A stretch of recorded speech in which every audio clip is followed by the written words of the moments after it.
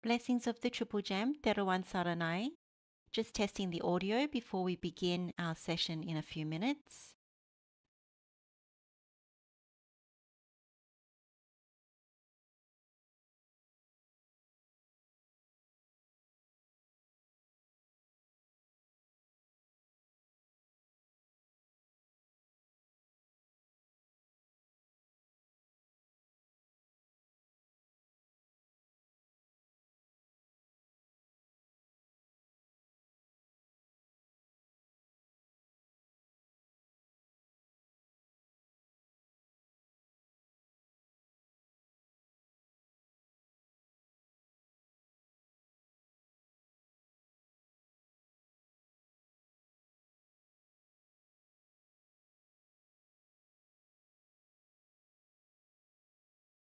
Blessings of the Triple Gem, Theruwan saranai. Just testing the audio and we'll begin in another 5 minutes.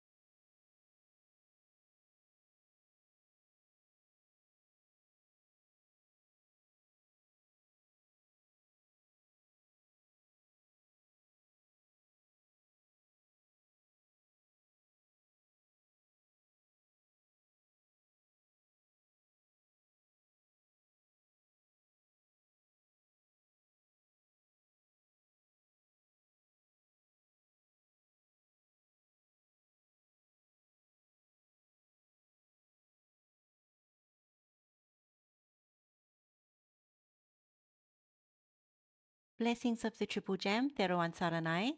Welcome to the Sutta Meditation Series Vesak Poya live stream. Heartfelt good wishes to everyone on this auspicious day. Today's Dhamma session is titled, What Makes Us Heirs in Dhamma?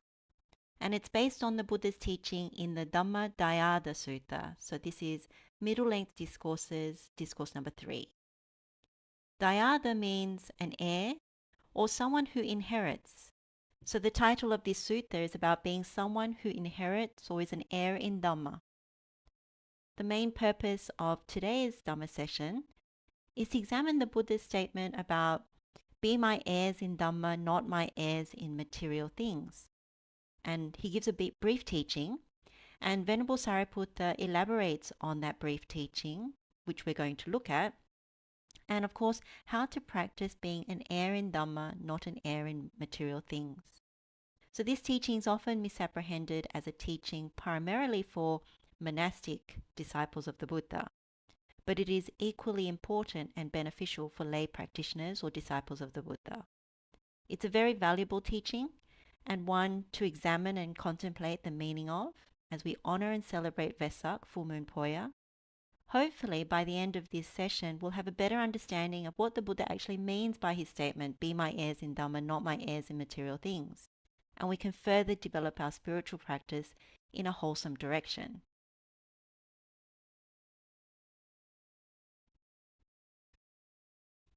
So let's begin by paying homage to the Triple Gem, homage to the Buddha, homage to the Dhamma, and homage to the Noble Sangha.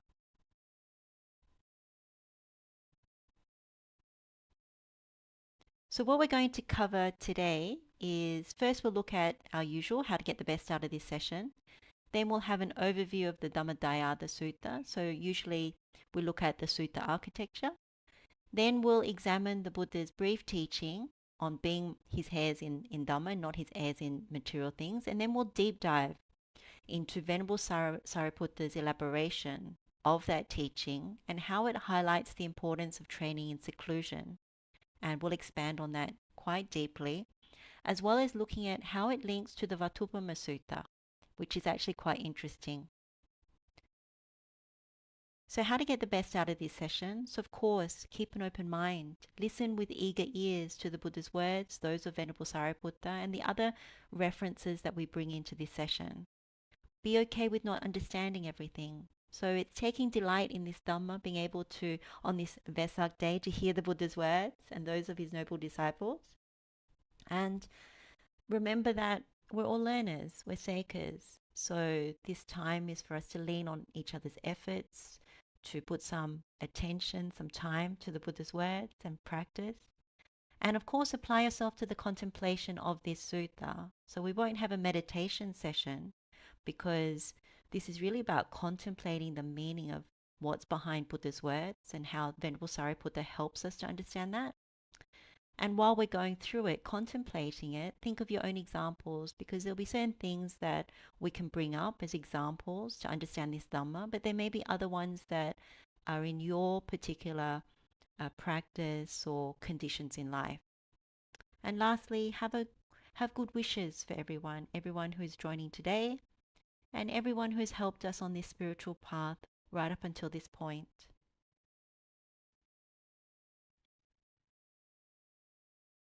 So the Buddha begins with this statement, be my heirs in Dhamma, not my heirs in material things. And this is the main teaching in this sutta. And our goal of this session is to really see how much we can deeply understand what the Buddha means in this. As mentioned earlier, this is a very important and beneficial teaching, both for monastic and lay disciples of the Buddha. It highlights certain key aspects of the path and practice that will help us immensely as we develop the Noble Path. Now, given where we are, more than 2,500 years after the parinibbana of the Buddha, this teaching of the Buddha is very powerful. It's a powerful reminder of what is most important to the Buddha's path and practice. In this teaching, both the Buddha and then Venerable Sariputta, they emphasize how we need to take the Buddha's teachings deeply, not superficially. And if we do so, then certain qualities will develop in us that are conducive to the Noble Path. What is also emphasized is that we cannot afford to have simply the outward appearance of following the Dhamma by not rightly training in accordance with the Dhamma. And so we can't afford to knowingly or unknowingly become intoxicated with material gains, honors, praise that come to us because of the Buddha. And we must not neglect practicing and penetrating this noble Dhamma. So it's helpful to take a look at the sutta architecture for this Dhammadayada Sutta before we launch in, to get that kind of snapshot of how this teaching has been given and its key component parts. So the first part is where the Buddha makes this statement, be my heirs in Dhamma, not my heirs in material things. And then out of compassion, he gives a brief teaching about his thoughts on that matter. And he also gives an example of what he means by it. And we'll go through that.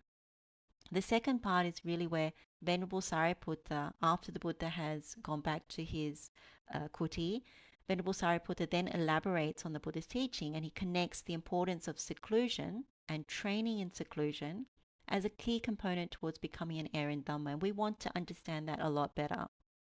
And there's different parts to how he explains that. And then the last part is where Venerable Sariputta concluded that by encouraging the development of the Noble Eightfold Path, this is the means to give up all the evil or bad qualities, all the akusala. And these evil qualities or bad qualities, when they're not abandoned, lead towards being heirs in material things, not heirs in Dhamma. So that's a very interesting point that we get to by the end of this session. And we have different conceptions or misconceptions about what it means to be heirs in material things, for example, and we'll go through that. And so at the end of the teaching, the bhikkhus rejoice in Venerable Sariputta's words and the overall teaching of the Buddha. So let's now deep dive into the Buddha's teaching. So we'll read out what the sutta says. Thus have I heard, on one occasion, the Blessed One was living in Savatthi in Jetha's Grove, Anathapindika's park. There he addressed the bhikkhus thus, Bhikkhus. And then they said, Venerable Sir, they replied. The Blessed One said this, Bhikkhus, be my heirs in Dhamma, not my heirs in material things. So in Pali, this is Dhammadayada me bhikkhave bhavata ma amisadana dayada. So here the Buddha clearly stated to the bhikkhus, be my inheritors of the Dhamma, not the inheritors of the Buddha's material gains or worldly rewards. So let's pause here for a moment before we read out the rest of that passage. So Dhammadayada can have a few meanings. It could simply be someone who takes on and practices the Dhamma with the goal of Nibbana or the goal of spiritual attainment. But in a more literal sense, it's someone who has realized any of the 4 stages of enlightenment, so noble attainment or path and fruit of stream entry, once return, non-return, and arahantship. Now, in our session today, the true meaning of being an heir in Dhamma, Dhammadayada, will be clarified by both the Buddha as well as Venerable Sariputta. But that gives you a first kind of idea about being an heir in Dhamma, what people are saying about it when they first come to this sutta. And it's interesting where we get to at the end of it. So then we have Amisa Dayada, which is on the other hand. So Amisa indicates this is about material gains or worldly rewards. So this is closely linked to what the Buddha often cautioned about, which is labha sakara silokang, so gain, honor, and praise. And it's important to remember that material offerings, gifts of requisites, and the bestowing of respect, honor, and praise for being either a monastic or even a lay disciple or lay teacher, it's given because of people's faith, confidence, and conviction towards the Buddha. Now, yes, some may argue that offerings are gifts, and gifts are given due to the personal nature of relationships. And that may be true to a certain extent for those people. But ultimately, it happens because of the arising of the Buddha and the qualities, characteristics, knowledge, and accomplishments of the Buddha. If that didn't exist, it would be completely different, may not actually happen. So it's a wonderful thing to think that even 2,500 100 years and more since the parinibbana of the Buddha, these types of things still exist because people have faith, confidence, conviction towards Buddha, Dhamma, and Sangha.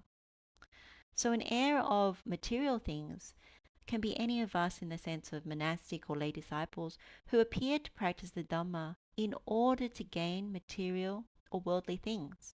So for example, the Buddha would often say in the suttas, someone ordains in order to gain the 4 requisites and not having to go out into the world and work a conventional job and lead a conventional life.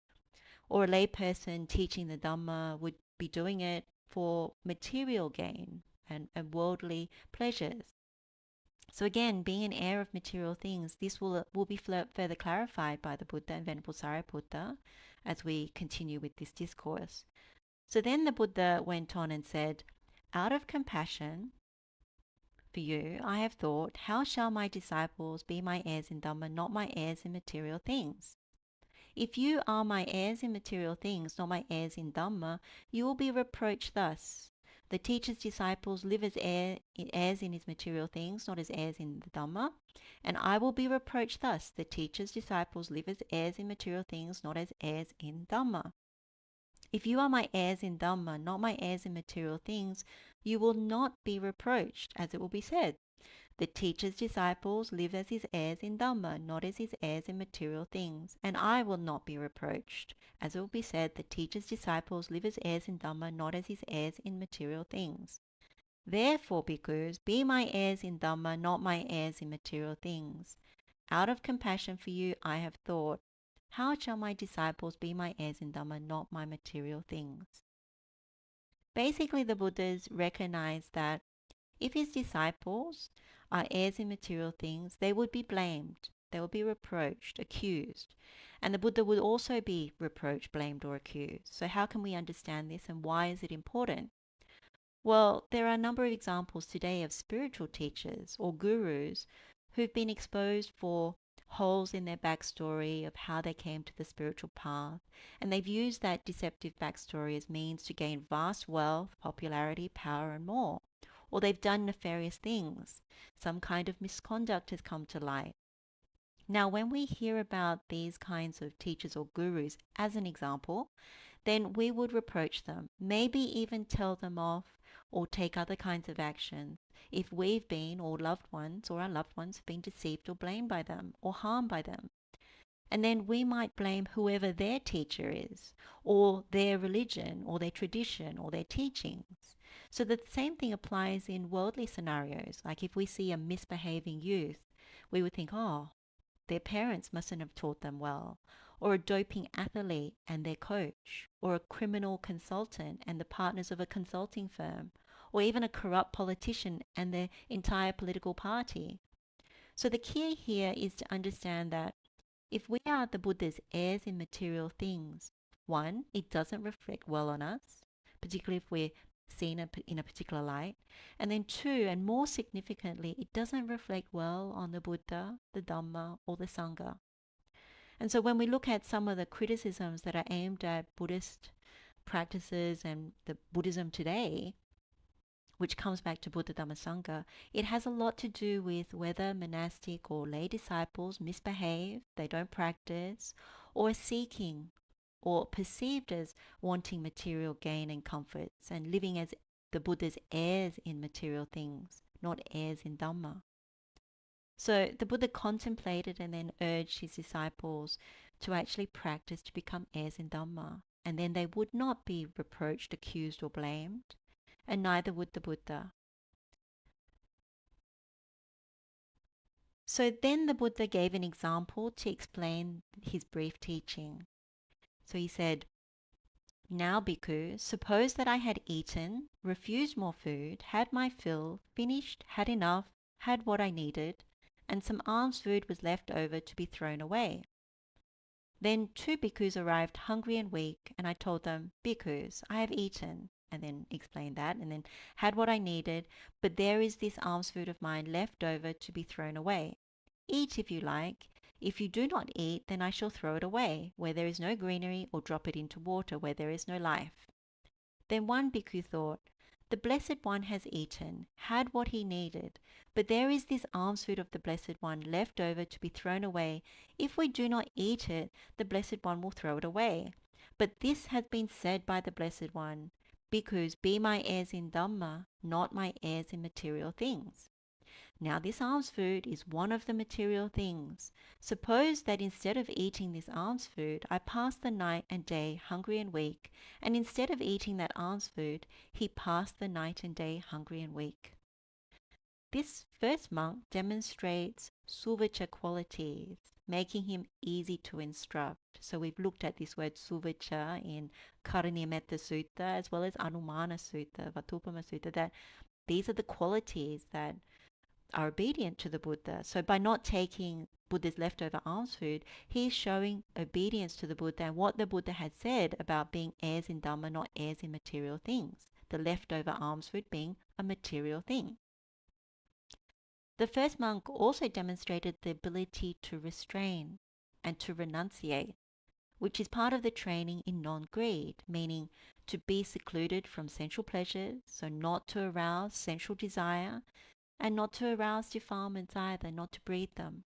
So this is often referred to in the suttas as training in higher mind, so adicitta sikha, which helps to gain the higher concentration, so the jhanas and, arupas and things like that. So giving up the Buddha's leftovers is not a form of extreme asceticism, simply renunciation in order to develop as the Buddha has taught. So that's the first monk. And then the Buddha stated, then the second bhikkhu thought, the Blessed One has eaten, had what he needed, but there is this alms food of the Blessed One left over to be thrown away. Suppose that I eat this alms food and pass the night and day neither hungry nor weak. And after eating that alms food, he passed the night and day neither hungry nor weak. Now although that bhikkhu, by eating that alms food, passed the night and day neither hungry nor weak, yet the first bhikkhu is more to be respected and commended by me. Why is that? Because that will for long conduce to his fewness of wishes, contentment, effacement, easy to support, and arousal of energy. Therefore, bhikkhus, be my heirs in Dhamma, not my heirs in material things. Out of compassion for you, I have thought, how shall my disciples be my heirs in Dhamma, not my heirs in material things? This is what the Blessed One said. Having said this, the Sublime One rose from his seat and went to his dwelling. The second bhikkhu, let me just check the live stream for a moment.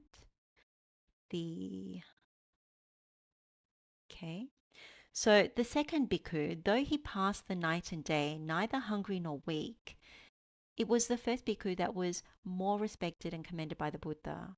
So the reason given by the Buddha is because the renunciation by the first monk, having passed up the leftover alms food, would lead to the development of 5 good qualities. So you can see that here, these 5 good qualities. Fewness of wishes, contentment, effacement, easy to support, and arousal of energy. So we can briefly look at each quality, and we are familiar with them through some of our other sutta meditations.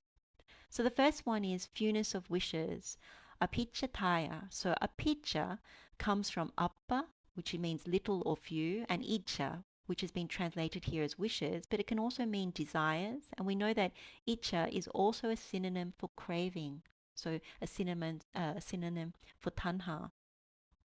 So we can also translate this fewness of wishes as having few desires, desiring little, or even easily satisfied. This quality clearly supports renunciation and simplicity. Now, we can also reference a sutta called the Santuttita Sutta. This is in Anguttara Nikaya, chapter 6, discourse number 114, where the Buddha stated, fewness of desires or wishes is to be developed for abandoning strong desires or wishes. So it's part of the training path. And the Buddha also stated, bhikkhus, I do not see even a little thing, a single thing, that so causes unarisen wholesome qualities to arise and arisen unwholesome qualities to decline, like as fewness of wishes or fewness of desires. For one with few desires, unarisen wholesome qualities arise and arisen unwholesome qualities decline. So this is from Viryaramba Vagga in Anguttara Nikaya chapter 1. So it's important to know that this was a quality that the Buddha praised even in lay disciples. One such person was Hatthaka of Alavi, who we can look on as a lay role model. In the Pathama Hatthaka Sutta in Anguttara Nikaya chapter 8, the Buddha praised him as that clansman has few desires, since he does not want his inner wholesome qualities to be known by others. Therefore, Bhikkhu, you should remember Hatthaka of Alavi is one who possesses this eighth astounding and amazing quality, and this is fewness of desires or fewness of wishes. So it's something that lay people can cultivate as well, not simply monastic disciples of the Buddha. So the second one being contentment, in Pali santuttiya, this can also be translated as satisfaction or happiness. It's similar to santussako that we know from Kariniyametta Sutta. The Buddha would often connect contentment with what is also blameless, trifling, and easily gained. So there's another sutta called Santutti Sutta. This time it's in Anguttara Nikaya, chapter 4, discourse number 27. The Buddha said in that sutta, when one is content with what is blameless, trifling, and easily gained, when one's mind is not distressed because of a lodging, robe, drink, and food, one is not hindered anywhere. These qualities, rightly said, to conform to the ascetic life, are acquired by a bhikkhu who is content and heedful. And the Buddha assigned the foot of a tree as a lodging, a rag robe as such a robe, a lump of alms food as such food, and putrid urine as such medicine that would be considered blameless, trifling, and easily gained. So not to diminish the generosity of lay people and their offerings to monastics, but the contrast between how much luxury and how much generosity we give to monastics and even to lay disciples as well who practice well, it's a contrast to the things that the Buddha would say bring contentment. And I remember many years ago, I asked an abbot of a monastery, I was offering a pilgrimage, travel support for a pilgrimage, and I asked the abbot of a monastery what should be offered in terms of accommodation for, I guess it would be a middle monk, not a senior monk, but a middle monk. And another accompanying monk would have been a junior monk or a newcomer. And the abbot had said, offer something more simple. Don't book lavish or luxury hotels. This does not support or conduce to the practice. And at the time, this was maybe 20 years ago, I didn't fully understand that until a teaching such as this kind of teaching, Dhammadayada Sutta, and also making progress in one's practice. And so you can see that the Buddha often would make decisions and would often give teachings to complement how he expects one to make progress in the Dhamma. So there's another sutta called Santutta Sutta, and this is in Samyutta Nikaya this time in the chapter 16. And the Buddha taught bhikkhus, you should train yourselves thus. We will be content with any kind of requisite. So whether it's food, lodging, medicine, and robe. And we will speak in praise of contentment with any kind of requisite. And we will not engage in wrong search for what is improper for the sake of a requisite. If we do not get a requisite of a certain kind, or even not get the requisite at all, we will not be agitated. And if we get one, we will use it without being tied to it, uninfatuated with it, not blindly absorbed in it, seeing danger in it, understanding the escape. Thus should you train yourselves. So you get a real flavor for where Buddha comes from when it comes to contentment. So blameless, trifling, easy to obtain. And if we keep going with this thing on contentment, the Buddha has also said that contentment is to be developed for the abandoning of non-contentment.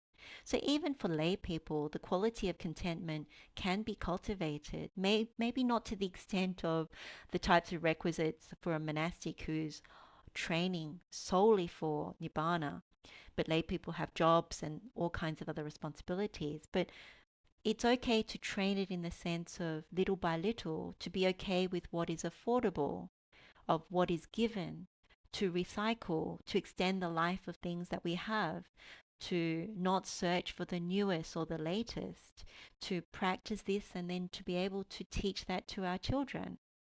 And to also apply this to the conditions we find ourselves facing, even when it comes to spiritual practice, being okay with whatever space, whatever time, whatever opportunity we have for practice, even if it's not ideal, even if it's not perfect. If it's good enough, we can be content to simply practice with these conditions. So then the third one is effacement. So the third quality in Pali is salekaya. So Buddha praised effacement, saleka, which is the practice of abstaining from unwholesome states, so unskilled states, and developing wholesome states. So the Buddha has extensive teaching on effacement given in Saleka Sutta.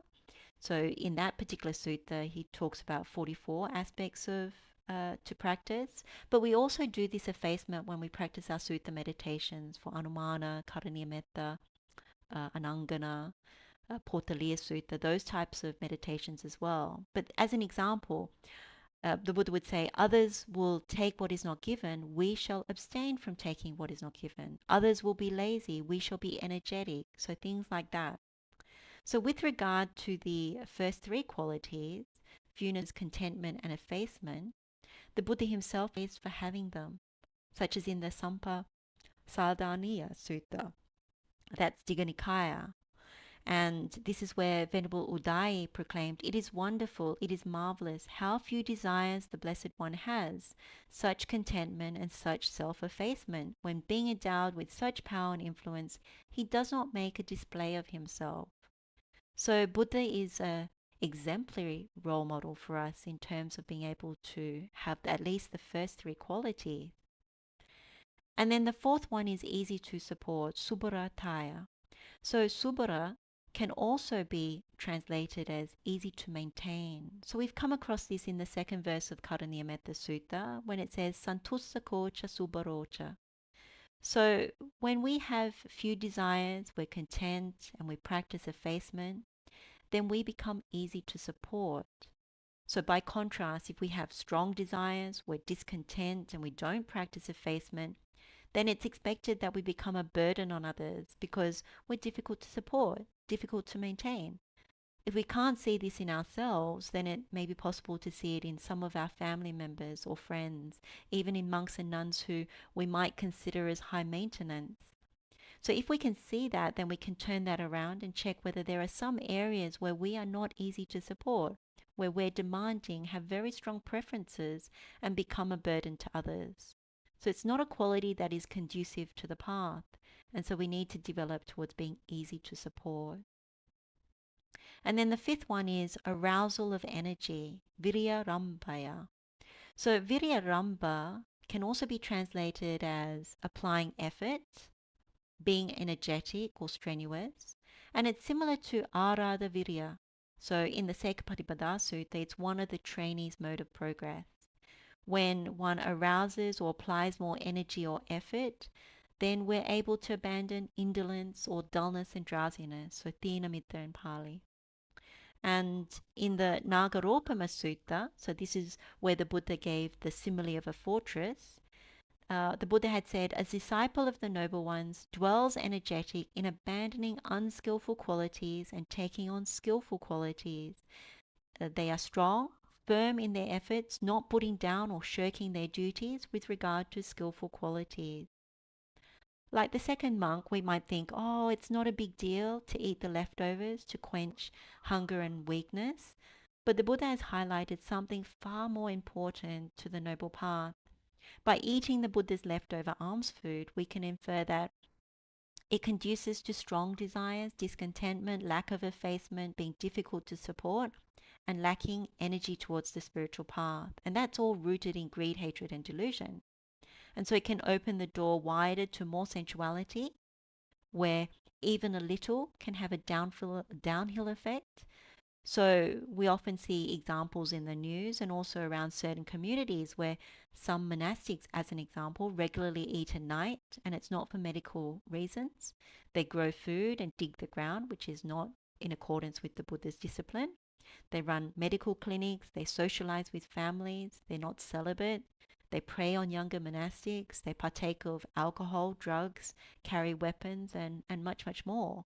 And this becomes very prevalent in bad communities, or as the Buddha would call them, inferior assemblies, anagavati chaparisa. So this is from the Parisavagga.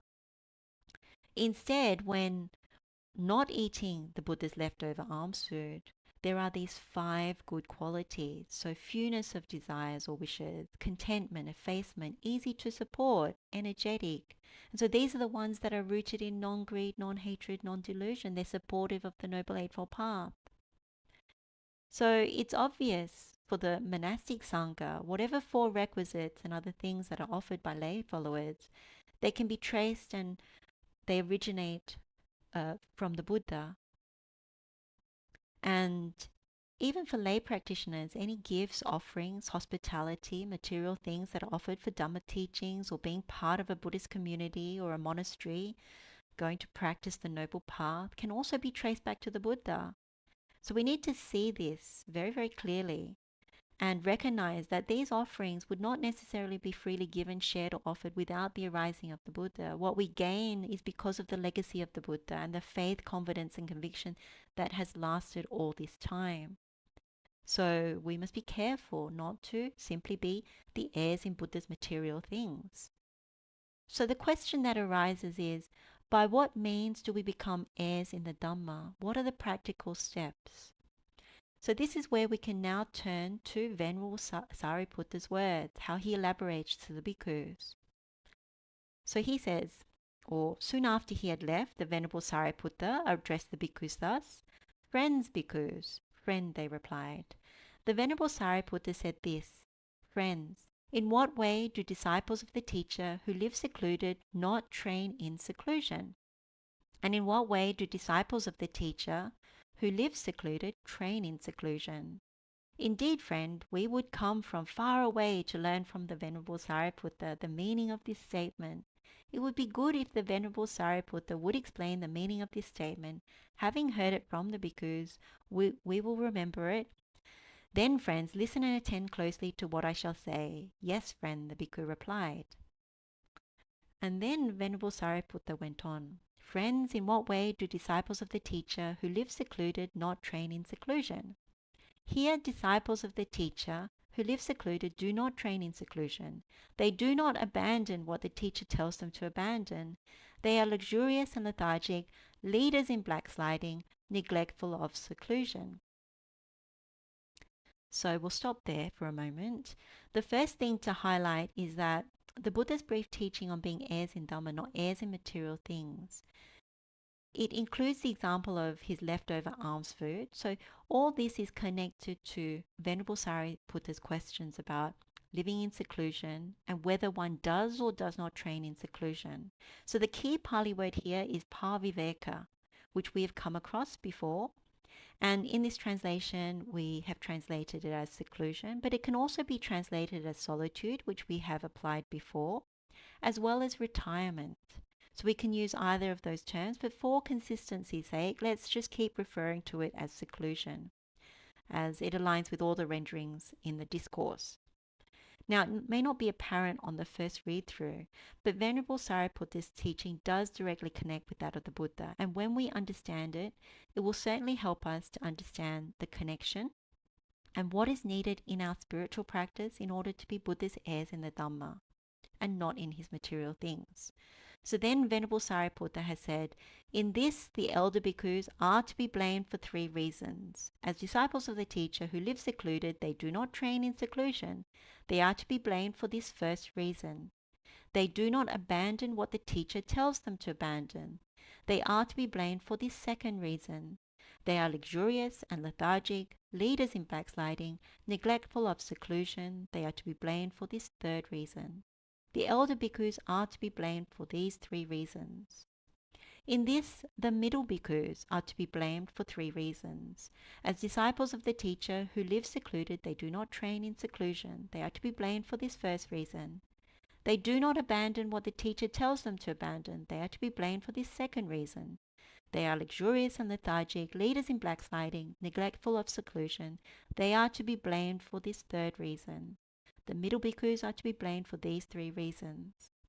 In this, the new bhikkhus are to be blamed for 3 reasons. As disciples of the teacher who live secluded, they do not train in seclusion. They are to be blamed for this first reason. They do not abandon what the teacher tells them to abandon. They are to be blamed for this second reason. They are luxurious and lethargic, leaders in backsliding, neglectful of seclusion. They are to be blamed for this third reason. The new bhikkhus are to be blamed for these 3 reasons. It is in this way that the disciples of the teacher who live secluded do not train in seclusion.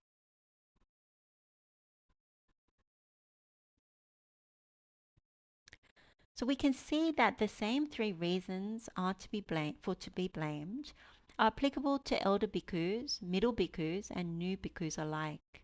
In many discourses, including the Sugata Vinaya Sutta, this is in Anguttara Nikaya chapter 4, discourse number 160, the Buddha highlighted that one of the reasons for the decline and disappearance of the true Dhamma is because elder bhikkhus are luxurious and lethargic, leaders in backsliding, discarding the duty of solitude. They don't arouse energy for the attainment of the as yet unattained, for the achievement of the as yet unachieved, for the realization of the as yet unrealized.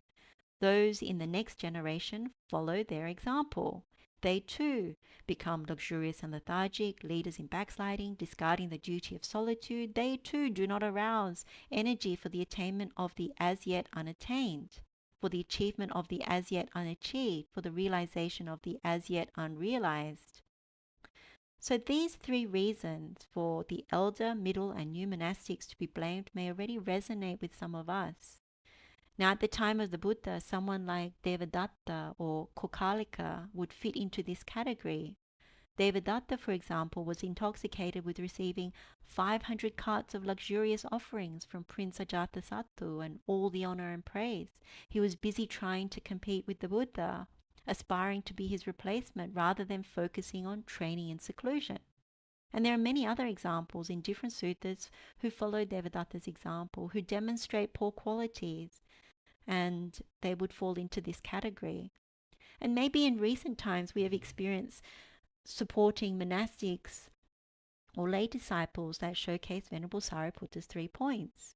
So if, as an example, monastics or lay teachers who make demands for first class or business class tickets, or to stay at top hotels, to be offered transport only in luxurious vehicles, or monastic or lay disciples who are noticeably lazy towards practice, rarely taking solitude to meditate, rarely wanting to listen to Buddha's words, preferring to keep busy, indulging in frivolous talk or socializing, or senior monastics promoting the high luxurious life of travel, seeing that as the benefit of ordaining into the Sangha, setting the wrong example and expectations that doesn't align with the Buddha's path of renunciation, but closer to worldly sensual existence. It's easy to see how such communities wouldn't abandon what the Buddha tells them to abandon. They would be lax, they would not arouse energy, they would neglect the practice. And so these monastic or lay disciples become heirs in material things, not heirs in Dhamma. Now let's back up a little bit. The connection between Buddha's teaching that Venerable Sariputta has highlighted about the importance of training in seclusion, this is viveka manusikanti in Pali. So if one does not train in seclusion, and he does elaborate on this as we continue through the discourse, then what we can infer is that they do not become an heir in Dhamma. And if one does train in seclusion, which we will see as we move further along with this discourse, one does become an heir in Dhamma. So in this particular part of Venerable Sariputta's teaching, with this first point on training in seclusion, he's emphasized that although one may live secluded, so pavivitassa viharato, so one may live secluded, one may not train in seclusion. And so for this reason, they can be reproached, accused, or blamed. So they can have the outer appearance of living in solitude or seclusion, but they're not training in it. So what does Venerable Sariputta mean by training in seclusion here? And just to say, it's not simply about physical seclusion. It's more than that. So in the Mahanidesa, or the great exposition on certain discourses in the Sutta Nipata, this is attributable to Venerable Sariputta, we can find the explanation of the three kinds of seclusion or solitude. And more specifically, the Guhataka Sutta Nidesa, so this is in Mahanidesa, or also it's in Tisamateya Sutta Nidesa. So Venerable Sariputta explained what it means to train in seclusion.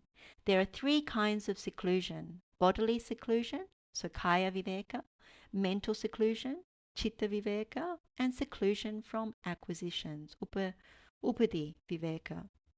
So what is bodily seclusion? Here a bhikkhu resorts to a secluded lodging, a forest, the foot of a tree, a mountain, a ravine, a hillside cave, a charnel ground, a woodland grove, the open air, a heap of straw. He dwells bodily secluded, he goes alone, stands alone, sits alone, sleeps alone. So this is very much about seeking physical solitude or seclusion. Then he says, what is mental seclusion? Chitta viveka. The mind of one who has entered the first jhana is secluded from the hindrances. The mind of one who has entered the second jhana is secluded from thought and examination. The mind of one who has entered the third jhana is secluded from rapture. The mind of one who has entered the fourth jhana is secluded from pleasure and pain. The mind of one who has entered the base of boundless space is secluded from the perception of form, from the perception of impingement, from the perception of diversity. The mind of one who has entered the base of boundlessness of consciousness is secluded from the perception of the base of boundlessness of space. The mind of one who has entered the base of nothingness is secluded from the perception of the base of the boundlessness of consciousness. The mind of one who has entered the base of neither perception nor non-perception is secluded from the perception of the base of nothingness. And then he goes on to say the mind of a stream enterer is secluded from the view of personal entity, doubt, and grasping of virtue and observances, from the latent tendencies or underlying tendencies to views and doubt, and from coexistent defilements. And then he speaks about the mind of a once returner is secluded from the coarse fetters of sensual lust and aversion, from the coarse underlying tendencies to sensual lust and aversion, and from the coexistent defilements. The mind of a non-returner is secluded from the residual fetters of sensual lust and aversion, from the residual underlying tendencies to sensual lust and aversion, and from the coexistent defilements. And finally he says, the mind of an arahant is secluded from the fetters of lust for form and the formless, conceit, restlessness, and ignorance, from the underlying tendencies to conceit, lust for existence and ignorance, from the coexistent defilements, and from all external objects. And this is about developing the mind, free from sensuality and defilements, realizing the higher concentrations, and attaining noble attainments. And then the third one is what is seclusion from the acquisitions. So it's the defilements, the aggregates, and volitional activities are called acquisitions. So those are the things that we give up.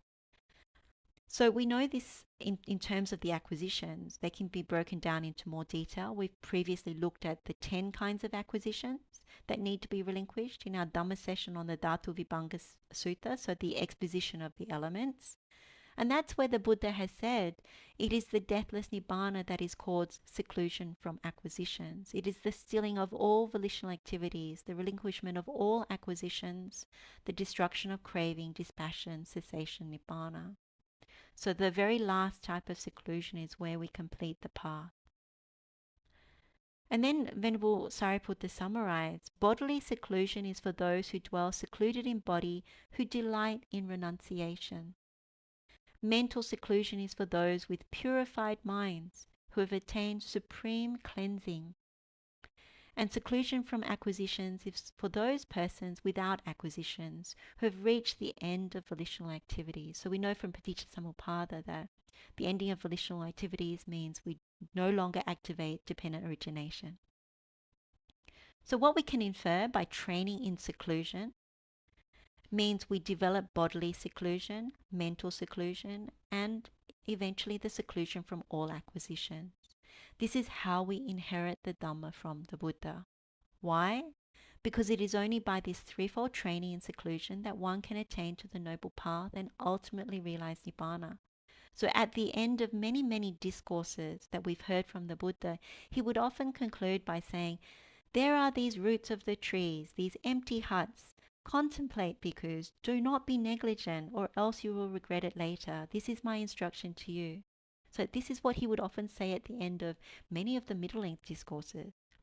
And what we have not realized is that this is the way that Buddha would encourage, at the end of giving a teaching, he would encourage the Sangha to go and train in seclusion. So he would be encouraging bodily seclusion, like go and be alone, away from other people, so the conditions are conducive for contemplation, for developing the mind. And then he would encourage mental seclusion through that statement by saying, while you're alone, develop the higher concentrations and the noble attainments.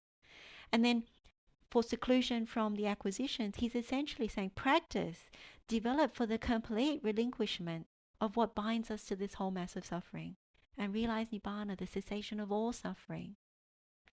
So imagine that all this time, that's what the Buddha has been encouraging all of us. Now, let's just refer to a few suttas to help us to understand this Dhamma a bit more. So there's one sutta called the Patisallana Sutta, and this is in Itivuttaka number 45.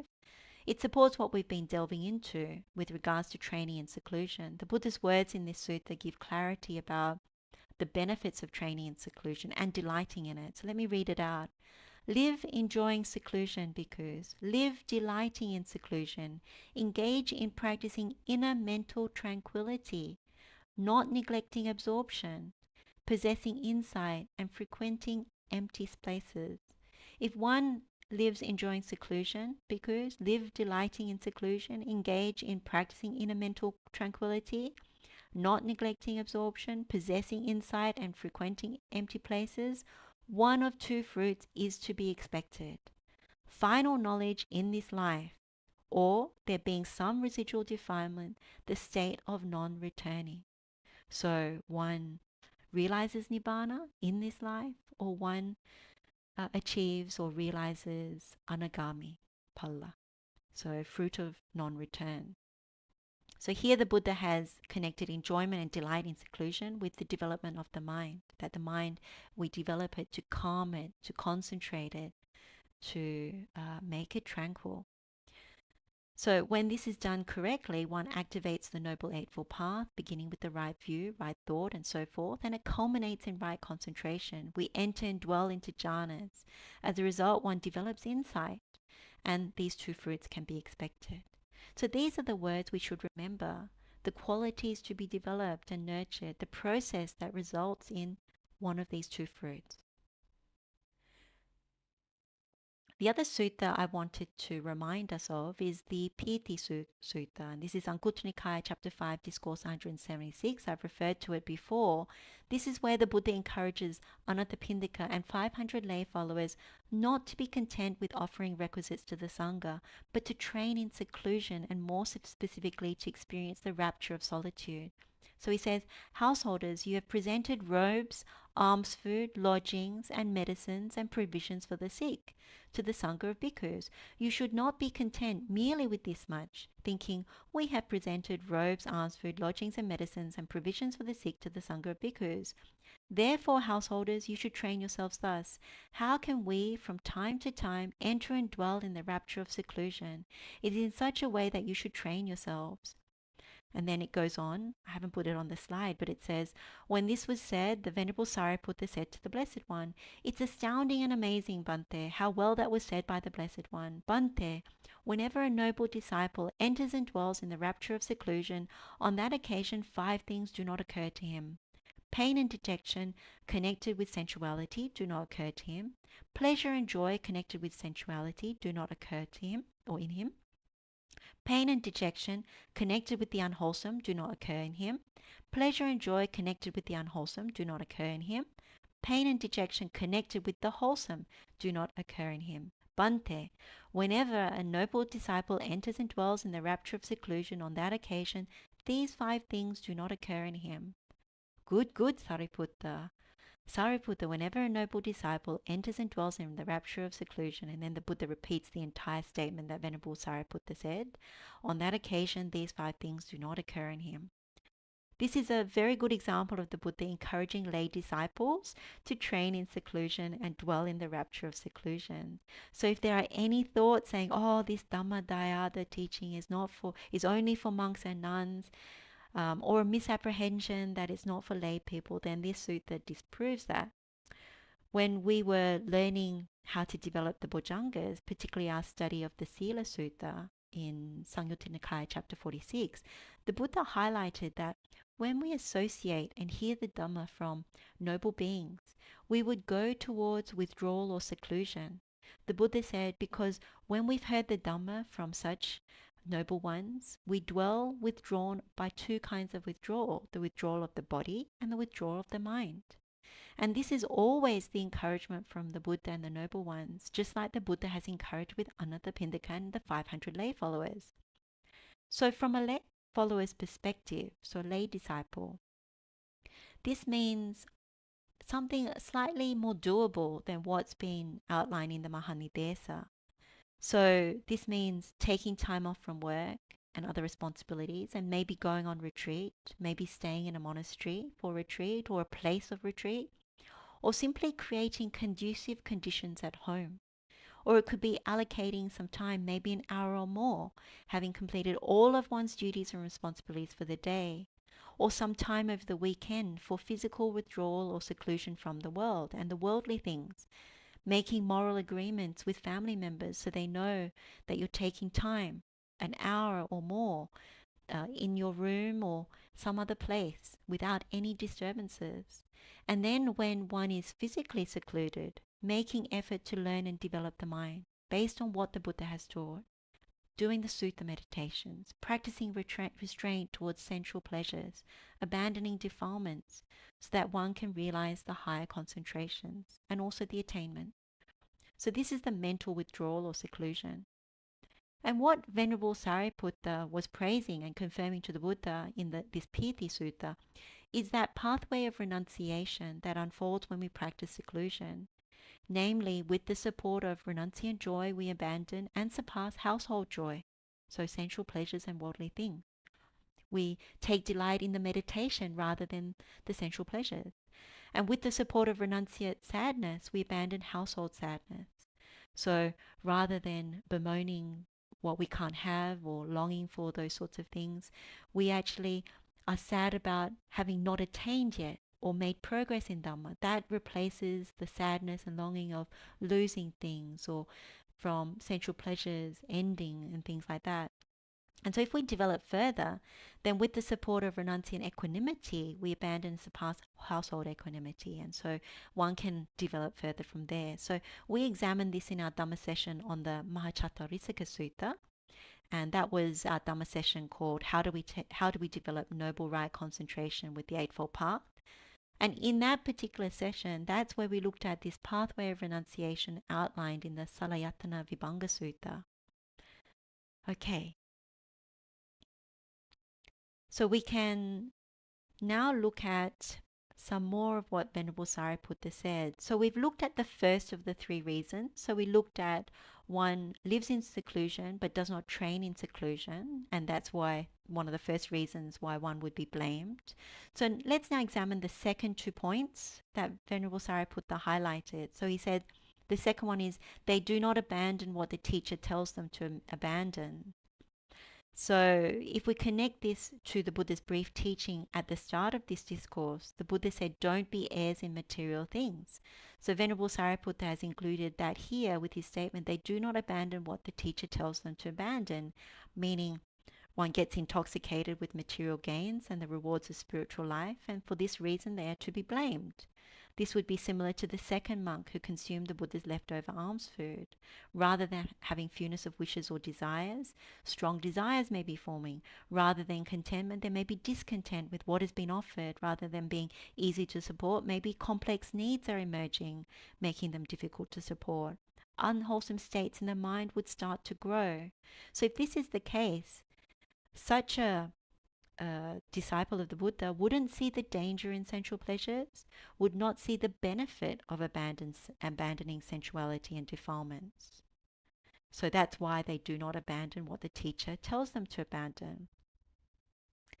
So there's a sutta called Vitakka Sutta, again from Itivutika, and it declares two thoughts of the Tathagata. The first one is the thought of security for all beings. So in Pali this is kemo cha vitakko. And the other is the thought of seclusion, pa viveko cha vitakko. So today let's just focus on the thought of seclusion. So I'll just read out that part. The Tathagata Bhikkhus is one who delights in and enjoys seclusion. As the Tathagata delights in and enjoys seclusion, this thought often occurs to him: what is unwholesome has been abandoned.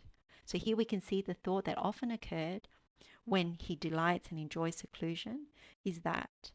And then he encouraged the bhikkhus: bhikkhus, you too must live delighting in and enjoying seclusion. As you so live, this thought will often occur to you: what is unwholesome? What has not been abandoned? What have we abandoned? So for those who are not arahants, then there's further thoughts that come. So in the Buddha's case, he knows the unwholesome has been abandoned. But for trainees, seekers, then one would look at what is unwholesome, what has not been abandoned, and then what have we abandoned. So when we properly train in seclusion, then these are the wholesome thoughts that arise. So what is unwholesome? Well, being heirs in material things is unwholesome. What has not been abandoned? Well, the desire or attachment for material things, to breed defilements, to have unskilled states. What have we abandoned? Well, if we train well, then we would have abandoned desire or attachment for material things. We would enter the jhanas and subdue the hindrances, which means the ending of defilements temporarily in the mind, and all those unskilled states would be cleansed. So clearly those elder, middle and new monks who live secluded but do not train in seclusion, as referred to by Venerable Sariputta, do not have skilled thoughts such as these ones. So they don't have what is unwholesome, what has not been abandoned, what have we abandoned. They're imbued with thoughts of sensuality, thoughts of ill will, thoughts of harm. So if we delight in seclusion, similar to the Buddha, not just physical seclusion, but all three as we went through earlier, then we would have these three kinds of thoughts. And it would lead to overcoming the second reason, which is for being blamed, which is not abandoning what the teacher tells us to abandon. If we have these three kinds of thoughts, we would take action, be diligent, vigilant, and we would abandon what the Buddha tells us to abandon. So in many ways, this is like self-effacement. We do what we can call noble washing, inner bathing. So this is something we develop. Most of us develop in our sutta meditations because the Buddha instructs us to do so. This is the miracle of the Buddha's instruction. So what we can see is that seclusion, whether it's bodily, mental, and from acquisitions eventually, leads to abandoning what the teacher tells us to abandon. The other sutta we can now return to is this Patisallana Sutta. I read out the first part earlier. This is the second part, which is a timely reference for this part of what we're going through. So the Buddha says, those of peaceful mind, prudent, mindful, given to concentration, clearly sees the Dhamma properly, and free from longing for sensual pleasures. Those peaceful ones, delighting in vigilance, who see peril in negligence, are incapable of falling away and are in the vicinity of Nibbana. So the Buddha's made a very important point here about the arising of right view, that when we take seclusion, that we're physically away from people and worldly things, when we cultivate the mental seclusion by developing peaceful minds, free from hindrances, unpolluted, attaining to the jhanas, mindful, with wisdom developed from our concentration, then, and only then, do we clearly see the Dhamma properly and thoroughly, meaning right view arises and the rest of the Noble Eightfold Path unfolds. The fruit of the practice is not longing for sensual pleasures, being heirs in Dhamma, because we replace joy of those worldly things with renunciant joy, joy of entering into higher concentrations, and delighting in vigilance, seeing the peril or danger in negligence.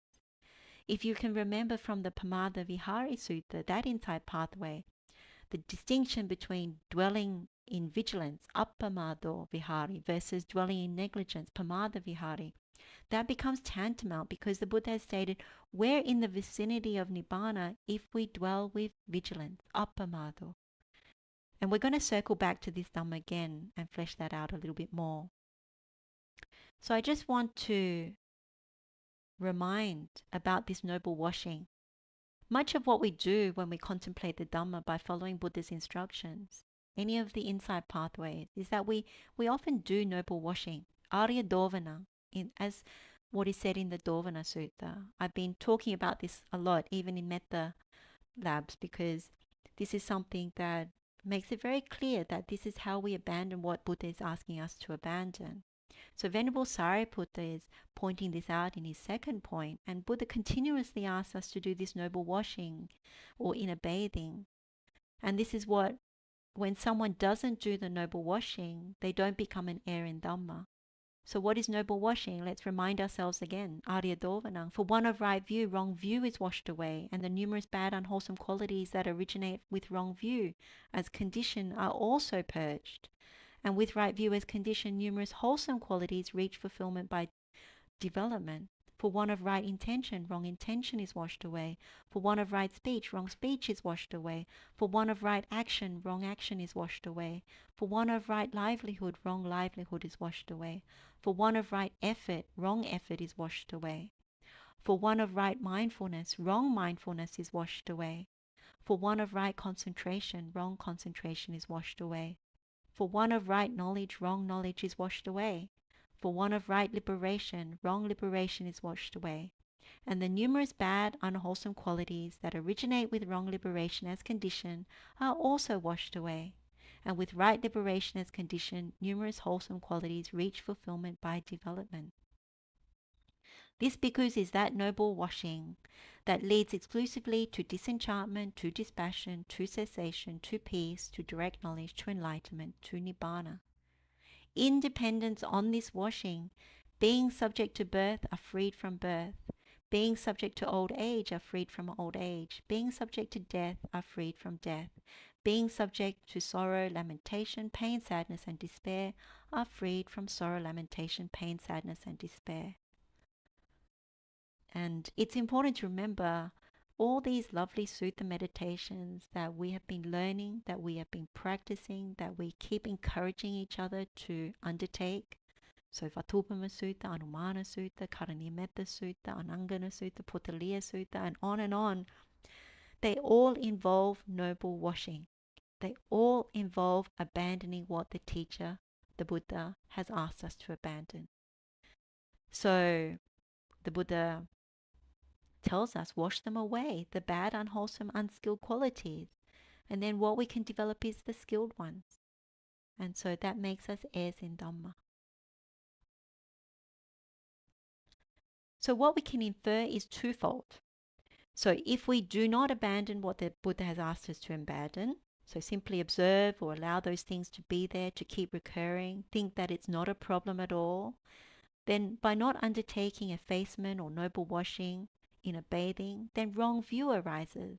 If wrong view arises, then this wrong noble path unfolds and develops, resulting ultimately after wrong concentration, it leads to the wrong knowledge and the wrong liberation.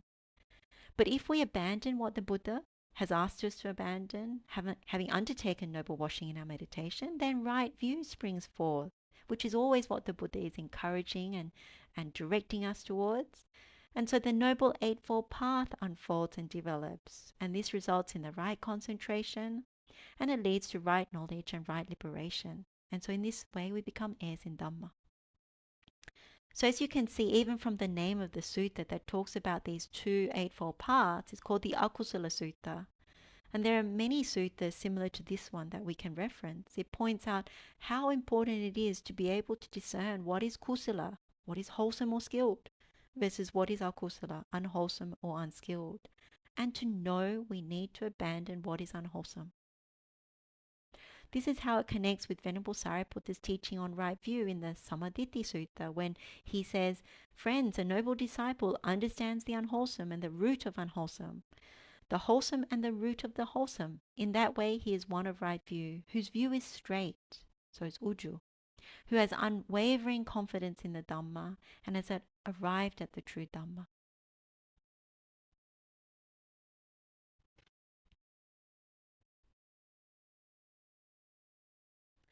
So the Buddha has many teachings on seclusion or solitude, and they provide different linkages and ways of understanding the Dhamma. I just want to bring up one more, which is called the Pāviveka Sutta. This is from Anguttara Nikaya, chapter 3, discourse number 93. And in this teaching, the Buddha taught, in this Dhamma and disciplined bhikkhus, there are these three kinds of solitude for a bhikkhu. What three? Here, a bhikkhu is virtuous. He has abandoned immorality and remains secluded from it. 2. He holds right view. He has abandoned wrong view and remains secluded from it. 3. He is one whose taints are destroyed. He has abandoned the taints and remains secluded from them.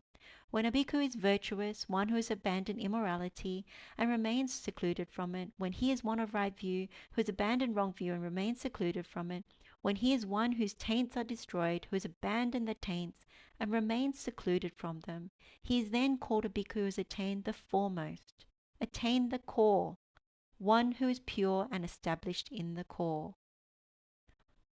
What this basically says, when we are virtuous, abandoning what the Buddha has asked us to abandon, abandoning immorality, then this is one type of seclusion. The next is about right view. We abandon wrong view and we remain secluded from it, meaning we have noble attainment, path and fruit. And so we can continue to develop the noble path.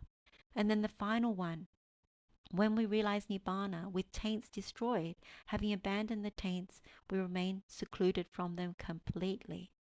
So this shows us the gradual pathway of development that the Buddha has shown that leads to complete liberation. So step by step, as we train in seclusion, this is what happens. Now, we can come back to Venerable Sariputta's third point about living secluded but not training in seclusion. His third point is, they are luxurious and lethargic, leaders in backsliding, neglectful of seclusion. This is another reason they are blamed, or they are to be blamed. Now, what's interesting about this phrase in Pali, which is bahulika, satalaka, okamane, pubangama, paviveka, nikita dura. So this is often, like that phrase, which I've said in Pali, is often how the Buddha gives reference to foolish people in the suttas, or an assembly of the inferior, or qualities in disciples that lead to the decline and disappearance of the true Dhamma. So he often says they are luxurious and lethargic or lax. They're leaders in backsliding, neglectful of solution. So one very, very strong example is in the Chodana Sutta in Anguttara Nikaya, chapter 5. The Buddha told Venerable Sariputta when he was talking about certain assemblies of people, there are, Bhante, persons devoid of conviction, so devoid of saddha, who have gone forth from the household life into homelessness, not out of conviction, but intent on earning a living. They are crafty, hypocritical, deceptive, restless, puffed up, vain, talkative, rambling in their talk, unguarded over the doors of the senses, immoderate in eating, not intent on wakefulness, indifferent to the ascetic life, not keenly respectful of the training, luxurious and lax, leaders in backsliding, discarding the duty of solitude, lazy, devoid of energy, muddle-minded, lacking in clear comprehension, unconcentrated, with wandering minds, unwise, stupid. When I speak to them in such a way, they do not respectfully accept what I say. And then he says, Sariputta, leave alone those people who are devoid of conviction, who have all those qualities. But, Sariputta, you should speak to those clansmen who have gone forth from the household life into homelessness out of conviction, so they have saddha, who are not crafty, hypocritical, deceptive, restless, puffed up, vain, talkative, and rambling in their talk, who keep guard over the doors to the senses, who are moderate in eating, intent on wakefulness, intent upon the ascetic life, keenly respectful of the training, who are not luxurious and lax, who discard backsliding and take the lead in solitude, who are energetic, resolute, mindful, clearly comprehending, concentrated, with one-pointed minds, wise and intelligent. Well, The Buddha's statement here is quite blunt, quite harsh, leaving no wiggle room for misunderstanding. He's effectively highlighted those who have gone forth or ordained for all the wrong reasons and who display very poor qualities. So qualities that are not conducive to the trainee's mode of progress, so that's ekapatipada. They're indulging in being heirs in the Buddha's material things. They're neglecting the Dhamma, neglecting seclusion, neglecting the training, being disobedient or difficult to instruct. And so they would not make progress in the Dhamma towards liberation. And we find in the Sutta Pitaka similar statements uttered by Venerable Mahamoggallana in response to Venerable Sariputta's teaching in Anangana Sutta and many, many other instances. So let's take a closer look at the meaning behind Buddha says they are luxurious and lethargic, leaders in backsliding, neglectful of seclusion, because this is also what Venerable Sariputta is talking about here in the Dhammadayada Sutta. So what does Venerable Sariputta mean by these words? So bahulika is the first one, and it's been translated here as luxurious. It can also be translated as living in abundance, indulgent, opulent, living in excess. We can glean the meaning that it has to do with the tendency of excessive gains, going towards excessive gains, strong desires towards sensual pleasures and comforts, having complex needs. And we can imagine such a person being discontent with simplicity, that if they're offered meager offerings, they would get angry. So as we said earlier, the Buddha often described contentment as associated with things which are easily gained, trifling, and of course blameless. So such requisites, if it was rarely luxurious or abundant, then they would be unhappy. And of course, anyone who is going towards luxurious and abundance, it doesn't conform with the ascetic life, the renunciant path. The Buddha had said, when one is content with what is blameless, trifling, and easily gained, one's mind is not distressed. Because of the four requisites, one is not hindered anywhere. And these conform with the ascetic life and are acquired by a bhikkhu who is content and vigilant. So this also rings true for lay people. When lay people have fewer desires, they don't try and keep up with the Joneses of the world. When lay people understand the power of simplicity, the blessing of contentment, then that's when you see lay people prosper and grow in spiritual practice. It really starts to unfold in a very beneficial way with making swift progress. And as the Buddha says, one is not hindered anywhere. So even as a layperson, one can pick up and go without worrying about creature comforts, about preferences, whether it's food preferences, lodging preferences, having to live with less, having to worry about many, many possessions, and so on and so forth. So now we can see how we can become hindered if one has very strong desires.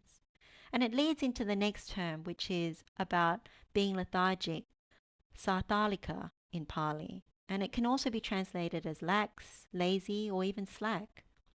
Here we get a very strong impression of being under the influence of the hindrance of sloth and torpor, or indolence, and not being able to arouse energy.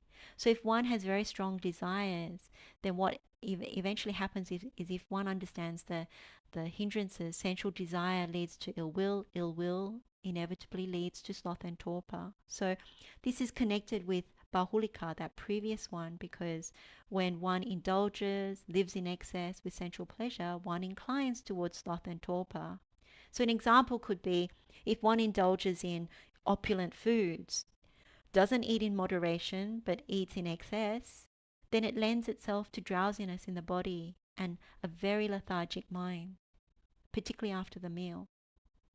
So there was this Dhammapada verse that the Buddha said about King Pasenadi of Kosala. It's in Pasenadi Kosala Vattu. And it was about overeating and continually nodding off and experiencing great discomfort following meals. He said, when drowsy and gluttonous, sleeping, lying, and rolling about like a fattened hog, nourished on fodder, the foolish one comes to the womb again and again. So we've got to see the danger in both living in abundance and being lethargic, seeing their connection, and also to recognize why the Buddha talks about this, particularly with regards to sloth and torpor, that it gives rise to delusion, moha. If we don't wish to go down the wrong path, then we want to develop the Seka Patipada, the trainee's mode of progress. If you remember, the Buddha says, be consummate in virtue, eat in moderation, guard the doors to the sense faculties, and be devoted to wakefulness and all the other qualities that are there.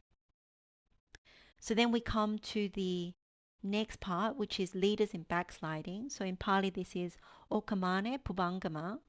And what this means is to morally lapse, to revert to the lesser or worse condition.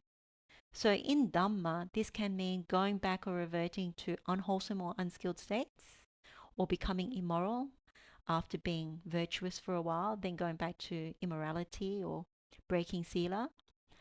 So in deeper terms, for example, and I've mentioned this recently in Metta Labs, it's if one gives up the taint of sensual desire, then what happens is it's like going back from the taint of ignorance back to the taint of sensual desire. Going back and doing that, even after having done that already, like having practiced and developed to give it up, but reverting back, backsliding, to actually go back towards sensual pleasures. And so it kicks off taint of ignorance going back to taint of sensual desire. And it may be taint of views, driving that process as well back to taint of sensual pleasures. So this is where effacement is important, meaning we practice abstaining from unwholesome states. We develop the wholesome ones, and we don't backslide. Or even the noble washing, the Aridovanang we were talking about, and we don't allow backsliding. So if one keeps regularly self-effacing, doing the noble washing, then we won't backslide. So an example of how the noble ones encourages us is in the Anumana Sutta. Venerable Mahamoggallana, at the end of the sutta, he talks about regular review. He says, if he sees that these evil and wholesome states are not all abandoned in himself, then he should make effort to abandon them all. But if when he reviews himself he sees that they are all abandoned in himself, then he can abide happy and glad, training day and night in wholesome states. And when Venerable Mahamoggallana talks about regular review, in the I think in the notes it was saying one would review 3 times a day. If not 3, then 2. If not 2, then at least once a day. And it was referred to as a bit like patimokkha, like bhikkhu or bhikkhuni patimokkha. So for lay people, it can be as often or slightly less, depending on one's own practice. But to regularly review is something that is quite important in order not to backslide. And if one has done the backsliding, then to actually clean that up. Another skillful means that we have looked at recently is the 3 types of authority as taught by the Buddha in the Adhipateya Sutta. So this is Anguttara Nikaya chapter 3, discourse number 40, where the Buddha says one can take oneself as one's authority, or the world as one's authority, or Dhamma as one's authority, or all 3. So if one is taking oneself as one's own authority, in order to overcome backsliding, one would consider it would not be proper for me to revert back to this kind of misconduct. And if using or applying the world as one's authority, one would consider, there's beings in the world who have developed the Iddhipadas, who have the divine eye, or there are divine beings like Devas and Brahmas who would know the minds of others. So we can't hide, there's no privacy, that if we know that, then we would refrain, and we would also think twice before backsliding. And then the third one is Dhamma as one's authority. So knowing that the Dhamma is well expounded by the Blessed One, we would consider that there are our fellow monastics and lay disciples in the Dhamma. They would know and see about our misconduct. So we would refrain, or we would try not to backslide for this reason. Okay. So the last part of the phrase in this third thing that Venerable Sariputta says is paviveka nikita dura, and that's been translated as neglectful of seclusion. So it's like putting aside seclusion, rejecting seclusion, discarding the duty of seclusion. In any case, you can see it comes back round to seclusion again, that we come full circle again, being negligent rather than vigilant. So one of the gathas that I wanted to refer to, and it comes from the Jataka stories, birth stories. The Buddha, as the Bodhisattva, said, vigilance is the path to the deathless state. Negligence is the path to death. The vigilant do not die. The negligent are as if already dead. So that's quite a famous statement.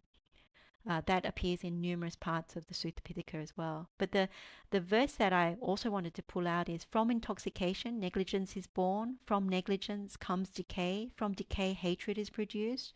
Don't let negligence be your support. So first, we'll look at the another verse that has the same first verse. So this apamado amatta padang. But then it says, and it's from Samavati Vatu, so a Dhammapada verse, where the Buddha, instead of talking about intoxication and negligence, he says, knowing this distinction, those wise in vigilance rejoice therein, delighting in the field of the noble ones, absorbed in concentration with perseverance and constant strong effort, the wise contact Nibbana, that ultimate shelter from bondage. So the reason that we look at these statements is because if we wish to realize Nibbana, it's very important to dwell vigilantly. If we dwell negligently, then we remain death-bound, as it says here, as if already dead, with no freedom from suffering. We're instead bound to suffering over and over. And we'll deep dive into the second verse on intoxication and negligence in more detail in just a little bit further along, because it ties up the whole teaching, the last part of the teaching.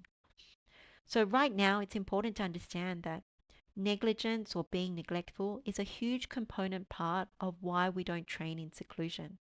And we need to understand why it's so bad. So in the Pethakopadesa, it says, the footing for negligence is the relinquishment of profitable ideas. So kusalana, dhammana, or saggasa. This means wanting to abandon wholesome or skilled states is the basis for negligence. Then it says, so the question that we want to ask actually is, why do we want to abandon skilled states? And then if we go to the Pethakopadesa, it says,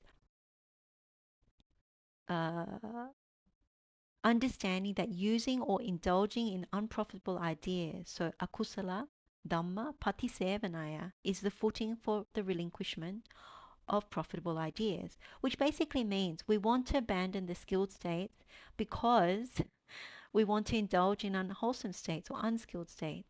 So we want defilements in the mind. And then the next question would be, well, why do we want to indulge in unskilled states? And the answer comes from understanding that using or indulging in objects of defilement, so kiles vatu patisevanaya, is the footing for indulging in unprofitable ideas, which means we indulge in unskilled states because we want to indulge in objects of defilement. So if you remember what the Buddha said in the Pariyesana Sutta about the ignoble search, a pariyesana, that someone who is himself subject to defilement seeks what is subject to defilement. So if we're not training in seclusion and we're imbued with defilements, what do? All we want to do is indulge in defilement. So that is what is happening. So with this very small insight pathway, it clarifies why negligence, like being neglectful of seclusion and all the earlier parts associated with not training in seclusion, can be linked all the way back to wanting to indulge in defilements or objects of defilements, sensual things, material things, being heirs in Buddha's material things. And what we'll see by the end of this Dhammadayada Sutta is Venerable Sariputta is pointing to all the unskilled states and defilements. And in a very nifty way, a very wise way, Venerable Sariputta connects all these Dhammas for us. And if we're skilled, we can learn a lot from this teaching and something to really go away and contemplate.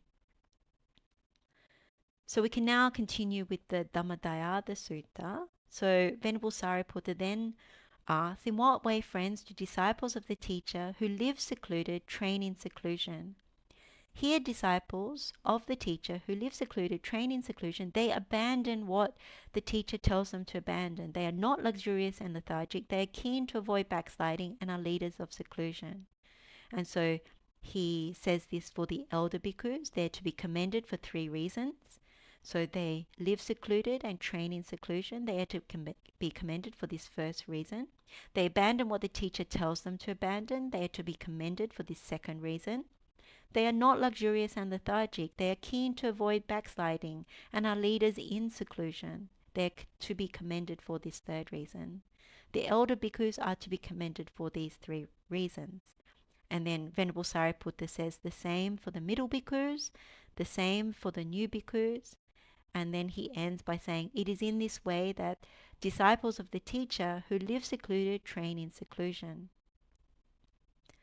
So Venerable Sariputta has highlighted the 3 reasons why bhikkhus are to be commended, whether they're elder, middle, or new bhikkhus. And it's because they're living secluded and train in seclusion. They've abandoned what the teacher tells them to abandon, and they're not luxurious and lethargic. They're keen to avoid backsliding and are leaders in seclusion.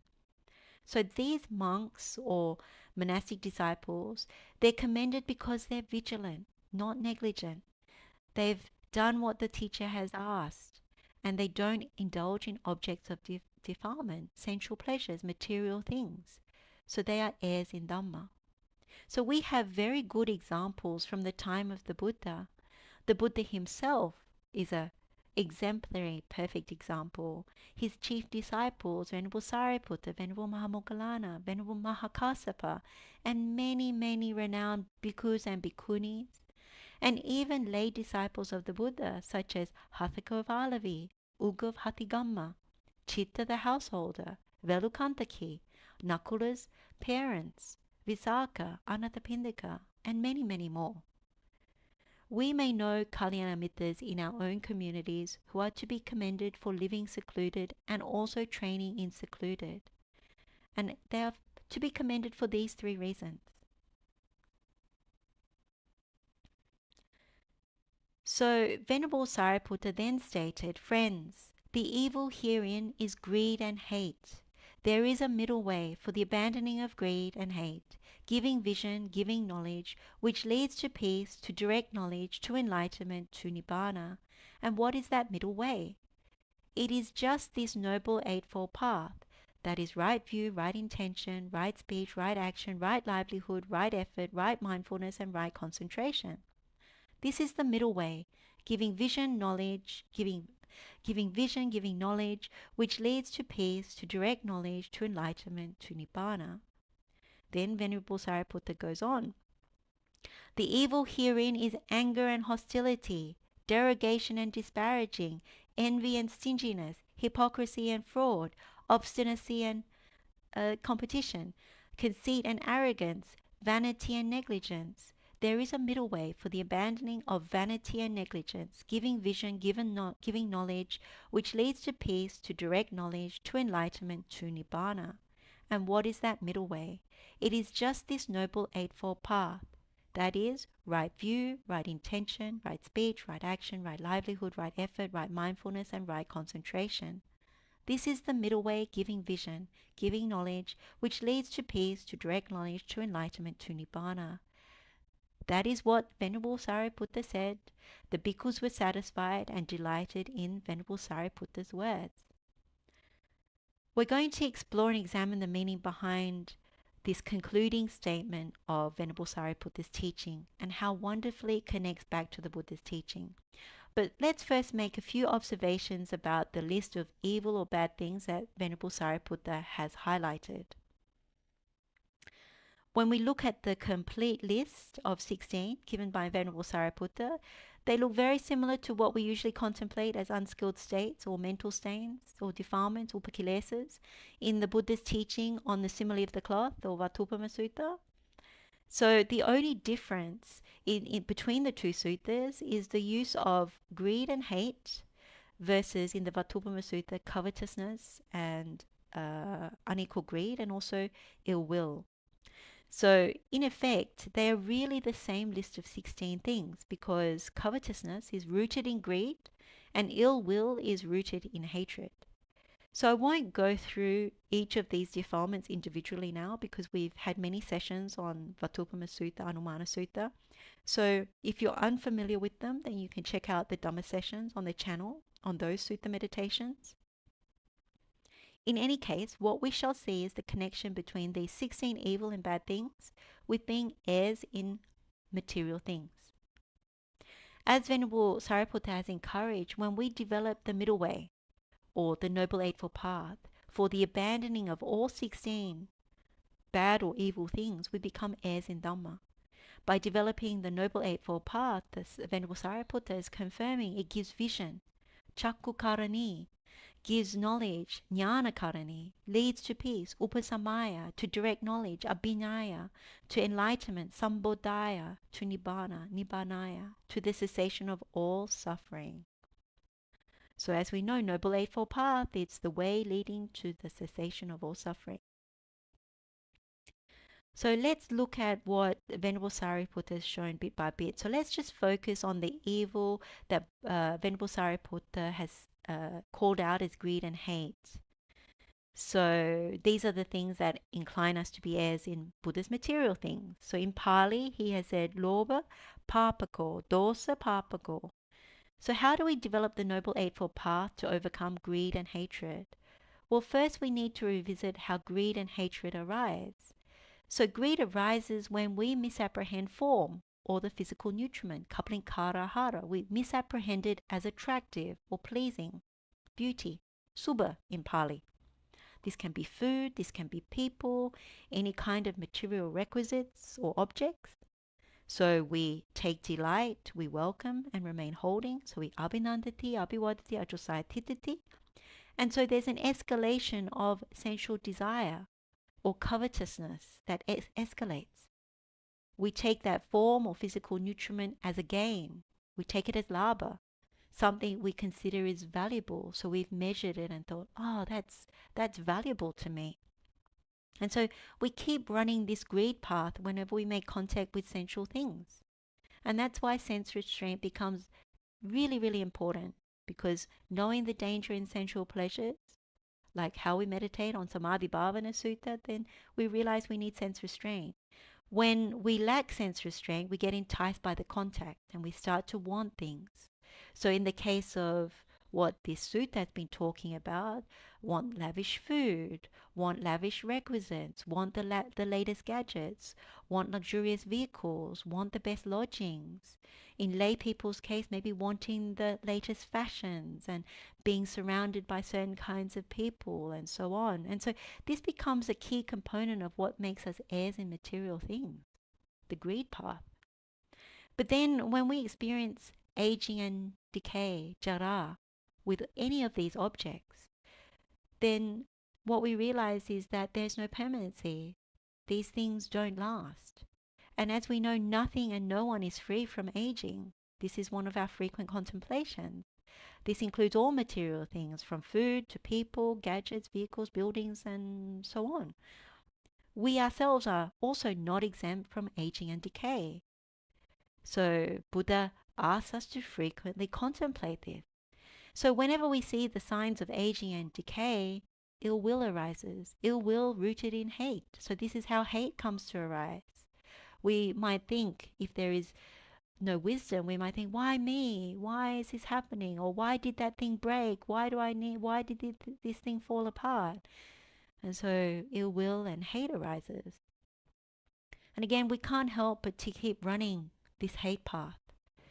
So without us knowing, this is what we do day in and day out. Out of craving and ignorance, we keep running the greed path and the hate path.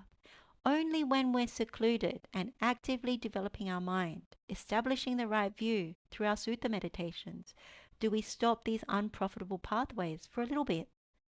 At all other times, these unprofitable pathways are constantly running because right view is replaced with wrong view. If someone has noble attainment, other than an arahant, but if one has the mind of a stream enterer, the mind of a once returner, the mind of a non-returner, that is not uplifted all the time. Those minds can get sick, as the Buddha would say, with sick perceptions. So unless one is actively developing and in meditation, it's very hard to maintain those things.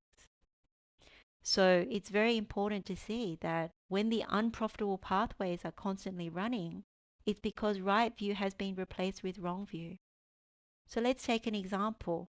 When we're secluded, we might contemplate 32 parts of the body or the 4 great elements. And at that point, we might see the body correctly as unattractive, not pleasing, not beautiful. So asubha is the correct, profitable perception.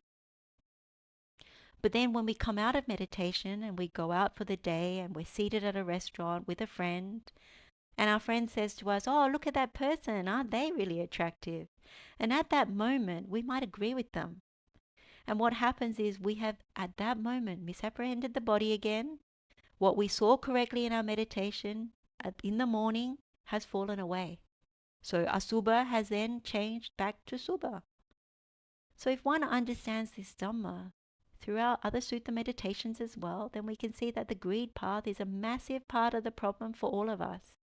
And this is why sense restraint, guarding the doors to the sense faculties, guarding the eye, nose, ears, tongue, body, and therefore the mind, becomes imperative to the noble path. For lay people doing the best one can. So of course one has to go out to the world and work, and has to go out to the world and carry out duties and responsibilities. There are challenges. It's also similar for monastics as well, who are very busy. But when one can, it's very important to see the merit of guarding the doors to the sense faculties, to remember seeing the danger in sensuality, to take active steps to control and keep calm the sense faculties, not to pollute the mind, not to dwell negligently. From a variety of suttas, such as Vatthūpama Sutta or Sekapadipada Sutta, we know if we're not careful, then our sense faculties burn. Then covetousness and sadness will follow, and we cannot concentrate the mind. It actually affects our Chanda Samadhi, particularly if you know about the first doorway to Nibbana, Dukkha Patipada Danda Abhinya, painful practice with slow realization. So greed and hatred, we need to be very careful. If covetousness and sadness come, greed and hatred is there. So this is where the Noble Eightfold Path comes in. So we start with right view by seeing that with this birth we are all subject to aging, sickness and death and the whole mass of suffering. So we see that craving for sensual things is the cause. So what we might think, oh, if I abandon karma vitakka, so the sensual thoughts, then I might be reborn to a good destination, to a Deva realm or Brahma realm. And there they experience more happiness, more wealth, longer life. And so our mind gravitates to nekama vitakka. So we come to right thought. So rather than having sensual thoughts, we have thoughts of renunciation. And thoughts of renunciation help us to keep developing the non-greed path. And then when we recall the Buddha's teachings where he said, oh, even Devas and Brahmas experiencing aging, sickness and death, and if that happens, then ill will arises.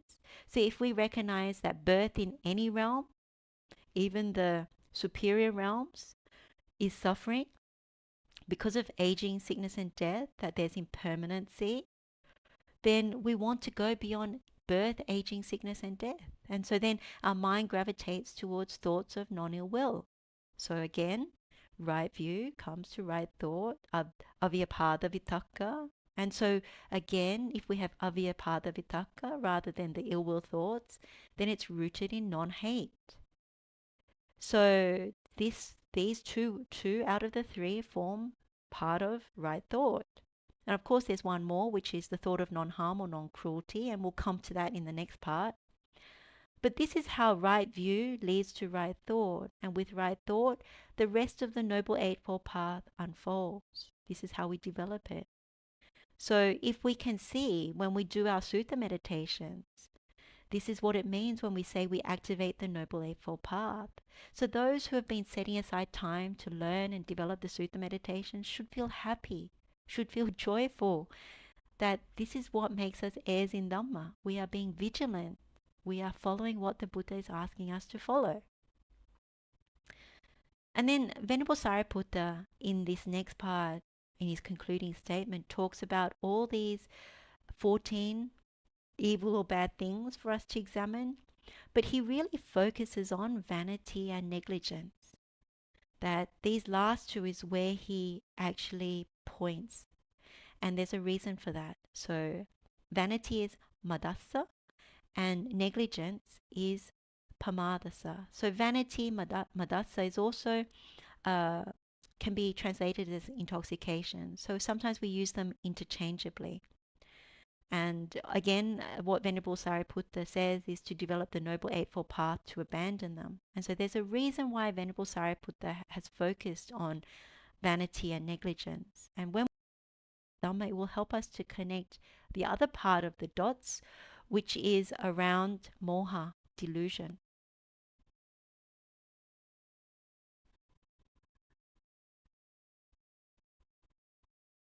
So earlier we referred to this verse in the Ganda Tinduka Jataka, and it was uttered by the Buddha while he was still the Bodhisattva. So I was saying that we should look at this second part of these two verses.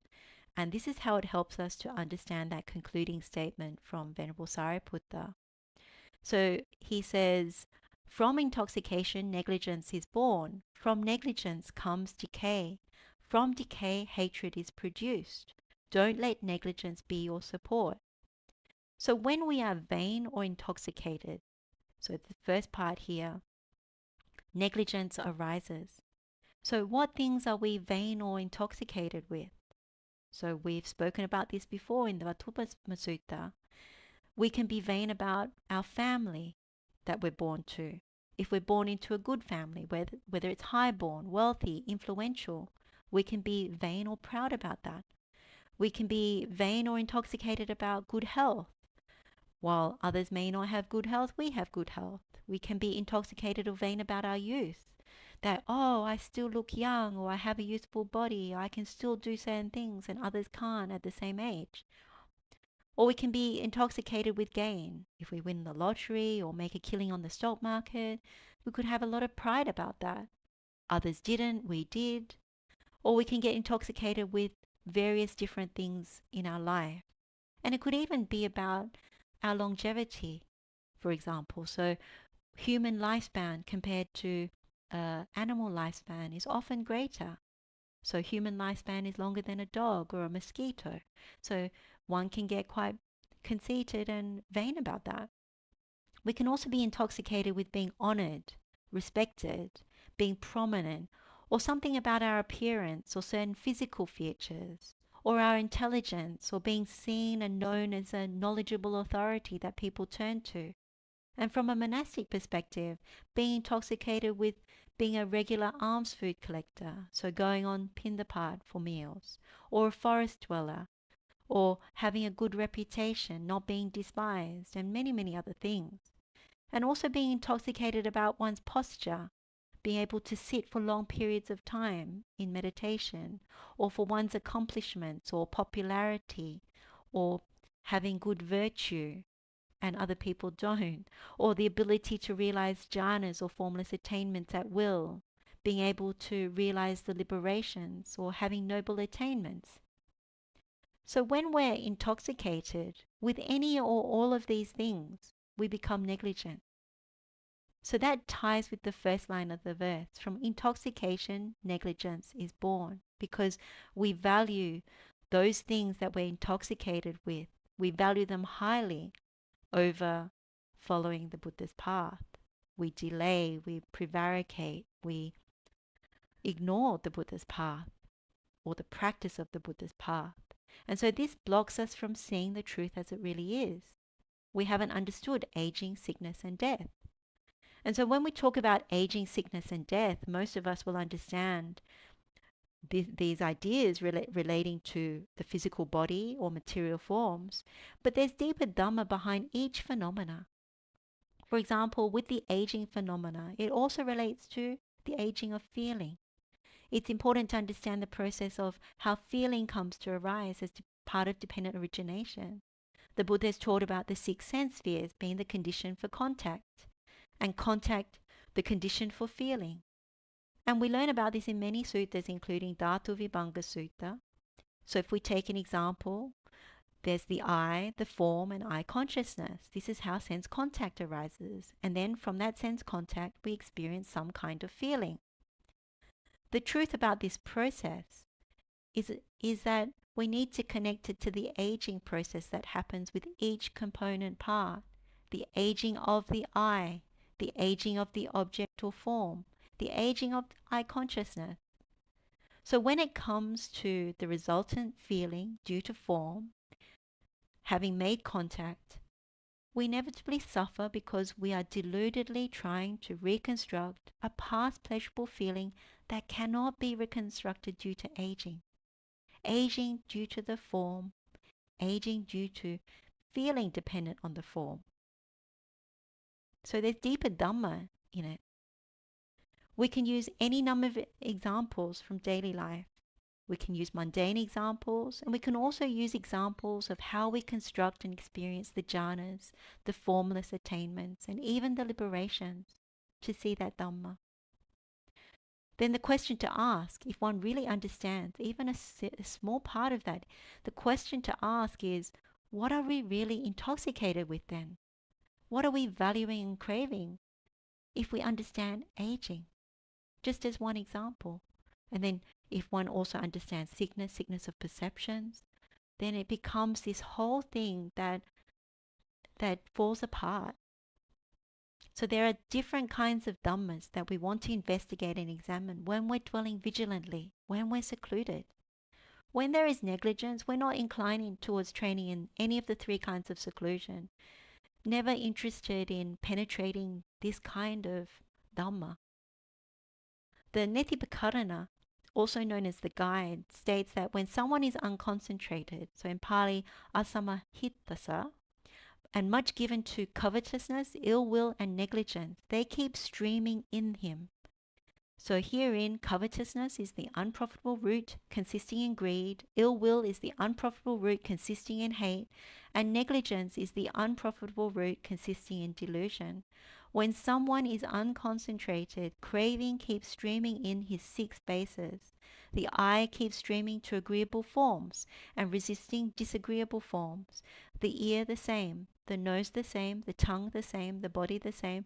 The mind keeps streaming to agreeable ideas and resisting disagreeable ideas. So it keeps streaming on in all ways, in all manners. What this tells us, if there is negligence, it's rooted in delusion. We would keep going out to the world through our sense bases. We have done it before in this life and previous lives over and over. So we think it's a good thing to keep doing that, not seeing the danger. So the streams of craving, views, defilements, misconduct, and ignorance keep flowing. But all we can expect from being negligent is loss and decay, which means we continue to suffer. So the second line of the verse, from negligence comes decay. We keep deludedly trying to reconstruct pleasure through the things we find intoxicating or are vain about, but we fail every single time and time again, because our predicament is set to fail. Not getting what one wants is suffering. Yampi chang nalapati tampi dukkang. When we experience this, it produces hatred. So from decay, hatred is produced. The third line. So the Buddha is encouraging us not to have negligence as our support, which is the fourth line. If negligence is our support, it only results in suffering, and we remain bound to suffering, the whole mass of suffering, over and over. So both Mahanidesa and Chulanidesa, attributable to Venerable Sariputta, it actually says that negligence is the straying and laxity of the mind in regard to bodily misconduct, verbal misconduct, mental misconduct, and the 5 strands of sensual pleasure. It is carelessness, lack of constancy, lack of persistence, regression, lack of determination, lack of devotion to the development of wholesome qualities. This is said to be negligence. So what this is exposing is when we are negligent, we can become unvirtuous or immoral. It means that we've gone out through our senses because we think there's something valuable to gain, such as sensual pleasures. Because of that, we're happy to kill living beings, take what is not given, do sexual misconduct, the 4 kinds of wrong speeches, and indulge in many kinds of mental misconduct. Therefore, negligence, rooted in delusion, encompasses all the other evil, bad defilements that Venerable Sariputta listed that are similar to the Vatthūpama Sutta. That is why he didn't elaborate on the rest of the defilements.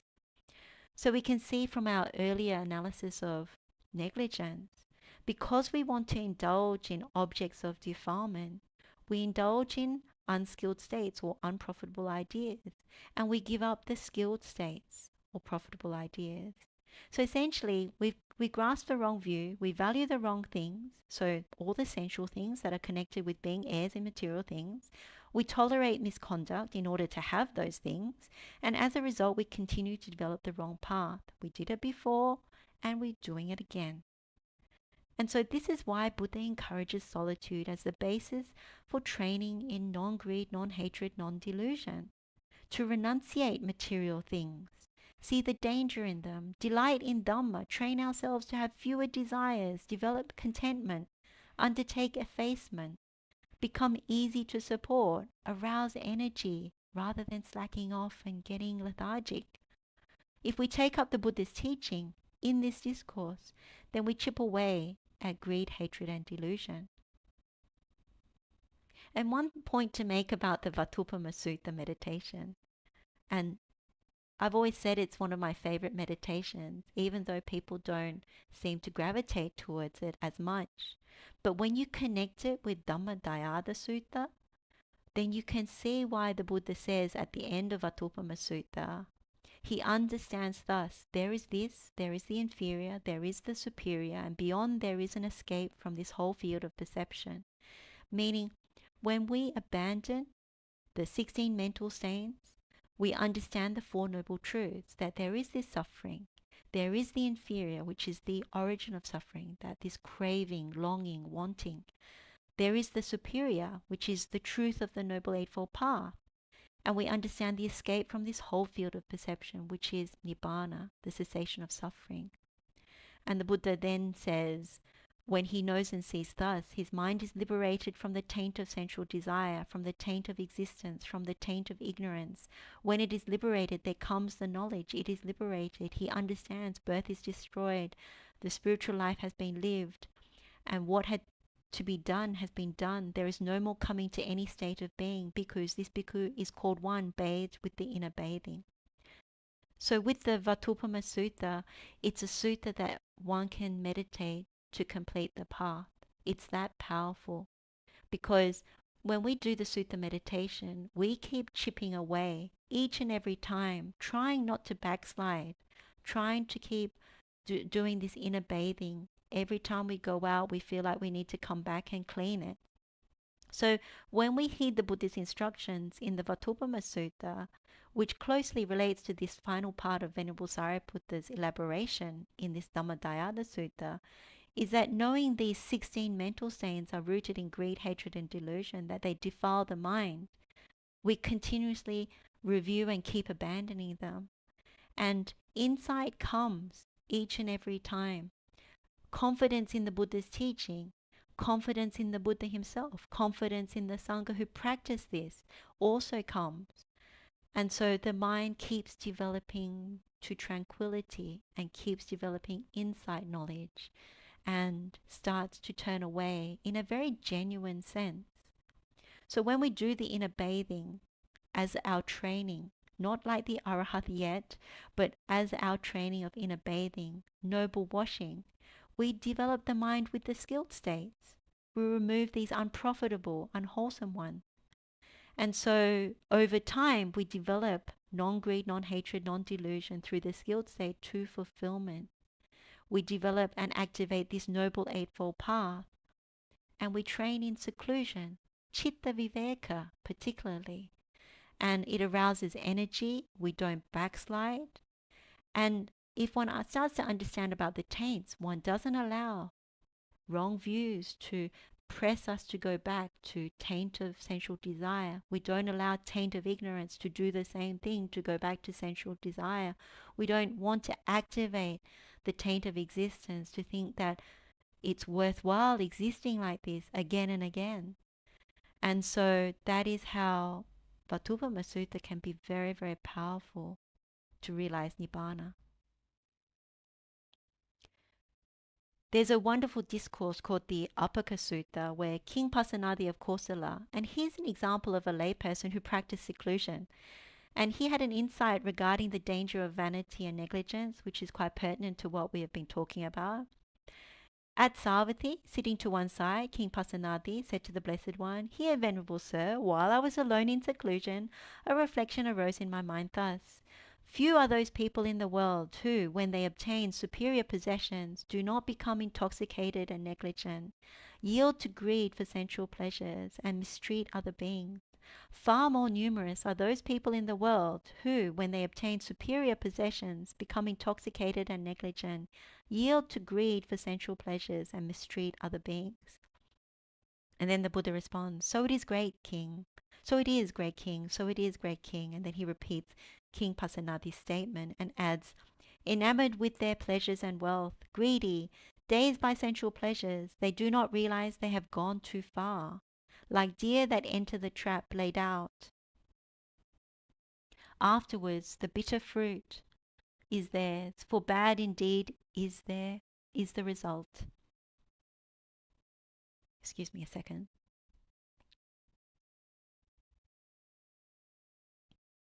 So King Pasenadi wisely recognized the link between vanity or intoxication, negligence, and misconduct. So he's saying, and the Buddha agrees with him, when people obtain superior possessions, so all these kinds of material things, they get intoxicated or vain, conceited, and then they become negligent. And when they're overwhelmed by the greed of wanting more, having superior possessions, they start to behave immorally. They start to mistreat others and harm others. So there are many examples in the world that we can see where family members, they take each other to court over the division of family assets or wealth. There's misconduct by body, speech, and mind, which can be quite intense. Or when companies are profitable and they start to have more and more corrupt dealings in order to gain more at the expense of communities where they're mining or conducting industry, and they start to ruin those communities and the environments. Or even neighbors attacking each other over building lavish homes and having home renovations that encroach or get into dispute over each other's property. So again, misconduct happens. It can be even to the extent of countries, where countries go to war over land and resources and over sovereignty, meaning killing, stealing, sexual misconduct, and so on. Even in Dhamma communities and groups, we can fall into disharmony over material requisites and gains. He or she has, I don't. And then a lot of misconduct, bad-mouthing each other and all kinds of harsh speech and divisiveness, and certain schisms can unfold. So if we understand what Venerable Sariputta is showing us with regard to the danger of vanity and negligence, that we must abandon vanity and negligence, then what we're saying is we need to develop the Noble Eightfold Path, which actually means we also abandon all the unwholesome things, all the misconduct that happens as a result of being vain and negligent. So when we have the right view, we develop the thought of non-cruelty or non-harm instead of the one of cruelty or harm. So avihimsa vitakka instead of vihimsa vitakka. So this goes together with the earlier two we developed. So nekkhamma vitakka, which is the thought of renunciation, and also avyapada vitakka, so the thought of non-ill will. So together with avihimsa vitakka, the thought of non-cruelty or non-harm, those three together, by establishing right view, we then get the right thought. And with the right thought, we develop the right speech. Instead of the misconduct by speech, we develop the right action and the right livelihood. So for example, if we abandon vanity and negligence, then we have skilled states. If we're skilled, we don't want to undertake misconduct, meaning we don't want to kill, steal, have sexual misconduct, lie, have harsh speech, and so on. We don't want to do any kind of misconduct. It's the stilling of volitional formations. Just as the Buddha said in the Chunda Sutta Gatha, the one that starts with Dadato Punyam Pavadati, by giving merit grows. The third line of the verse says, Kusalocha jahati papakang. One who is skilled abandons evil ways. So we know when Venerable Sariputta talks about these evil ways at the end of this Dhammadayada Sutta, he's really saying give up all these evil ways. And that aligns. If one is skilled, one will give up these evil ways. If one is vigilant, one will give up these evil ways. So we know from the Mahachattarithika Sutta, it's right effort and right mindfulness that works together with right view to develop this right path, abandon the wrong one. And so the result is we have the other seventh path factor, so we get the noble right concentration. And when we get the noble right concentration, this gives rise to right knowledge, so Dhamma. And with right knowledge, we get the right liberation or deliverance, Samma Vimukti. So the important thing to see is that it all starts with greed for sensual or material things. It all kicks off because of misapprehending the form or physical nutriment. When we run the greed path, we get the hate path and the delusion path. Because we want to indulge in objects of defilement, we indulge in unskilled states and relinquish the skilled ones. We become negligent and happy to have misconduct. So if we can see this very clearly, then a sense of urgency is aroused to overcome this, to not run the unprofitable paths of greed, hatred, and delusion, but develop correctly non-greed, non-hatred, non-delusion. So a while back we had a Dhamma session on the Dhamma Sutta and what makes us incapable of realizing Nibbana. The Buddha's method of instruction in that discourse can be really helpful to what we've examined in the Dhammadayada discourse today. A really good summary, actually. So if you can recall it or have studied it before, the Buddha gave sets of 3 things that resulted in not being capable of abandoning birth, aging, and death. So if we focus on this third column, and at the top there is negligence, and the first row we can see that one who lacks moral shame and has no fear of wrongdoing is negligent, meaning no shame or fear of wrongdoing to do misconduct, the killing, the stealing, the lying, all those things. So a negligent person thinks, oh, it's no big deal, no one will find out, there are no karmic repercussions or consequences, and that is false. But then one who is negligent, if you look at how it develops, one becomes incapable of disrespect, of abandoning disrespect, of abandoning being difficult to instruct, and of having bad friends. Like birds of a feather flock together sort of thing, like Devadatta and all his followers who created a schism in the Sangha. So one who has bad friends is incapable of abandoning the lack of conviction, or saddha, the lack of generosity, meaning stinginess, and also indolence, meaning one does not train in seclusion. So one who is indolent is incapable of abandoning restlessness, lack of virtue, and lack of restraint, meaning one does not see the danger in sensual pleasures and will not be secluded from them, nor defilements. One who lacks restraint is incapable of abandoning not wishing to see noble ones, not wishing to hear noble Dhamma, and having a fault-finding mind. So this leads to discontent, difficult to support, and so on. And one who has a fault-finding mind is incapable of abandoning unwise contemplation, of forgetfulness, lack of clear comprehension, and mental disturbance, meaning the hindrances are active, there's no seclusion from them, one cannot abandon what the Buddha has said to abandon.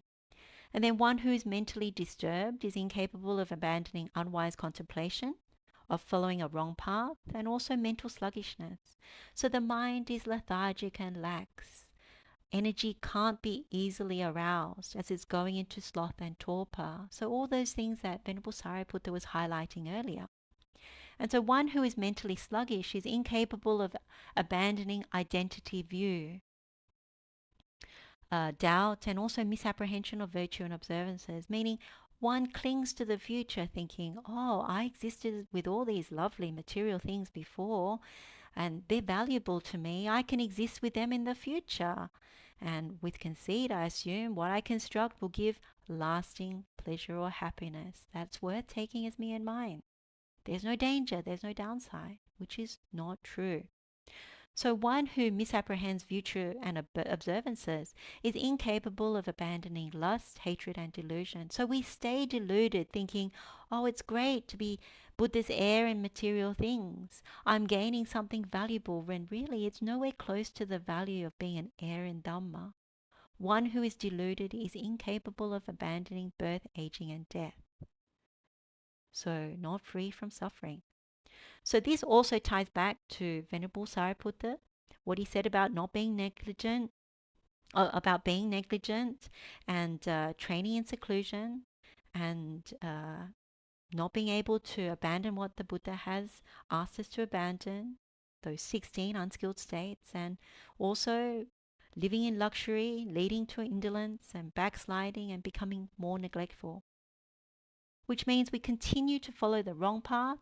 There will be no end to the cycle of rebirth, no end to suffering, therefore incapable of realizing Nibbana.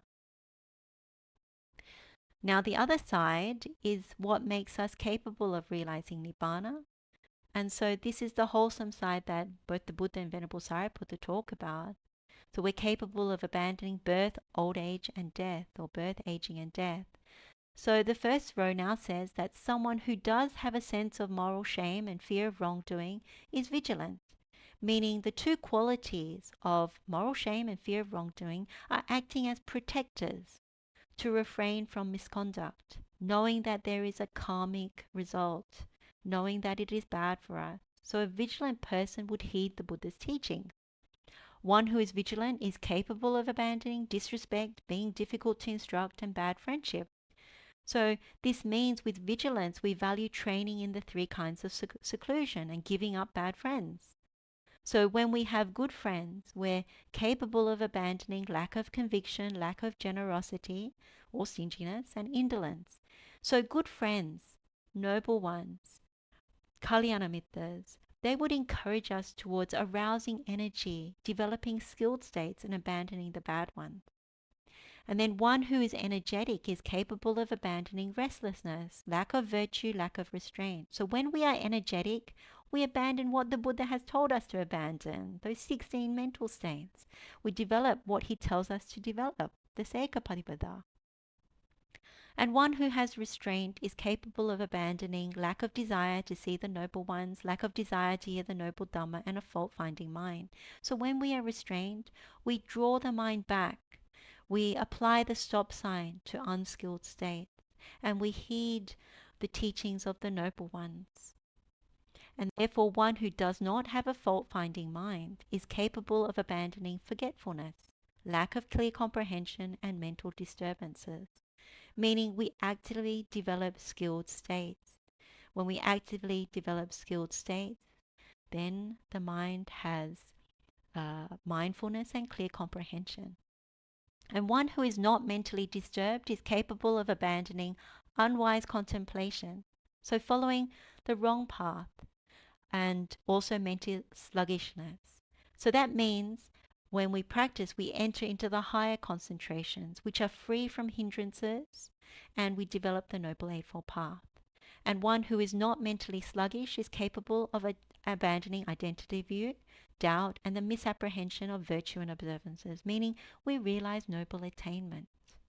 So such a person is capable of abandoning lust, hatred, and delusion. So having abandoned lust, hatred, and delusion, one is capable of abandoning birth, aging, and death.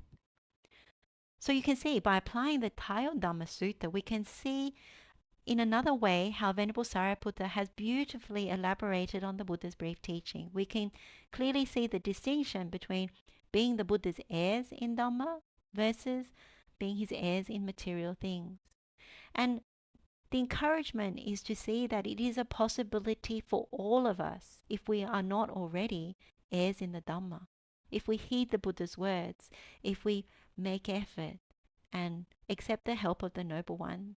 So for lay people, it's good to take role models such as Chitta the householder or Hatha Govalavi.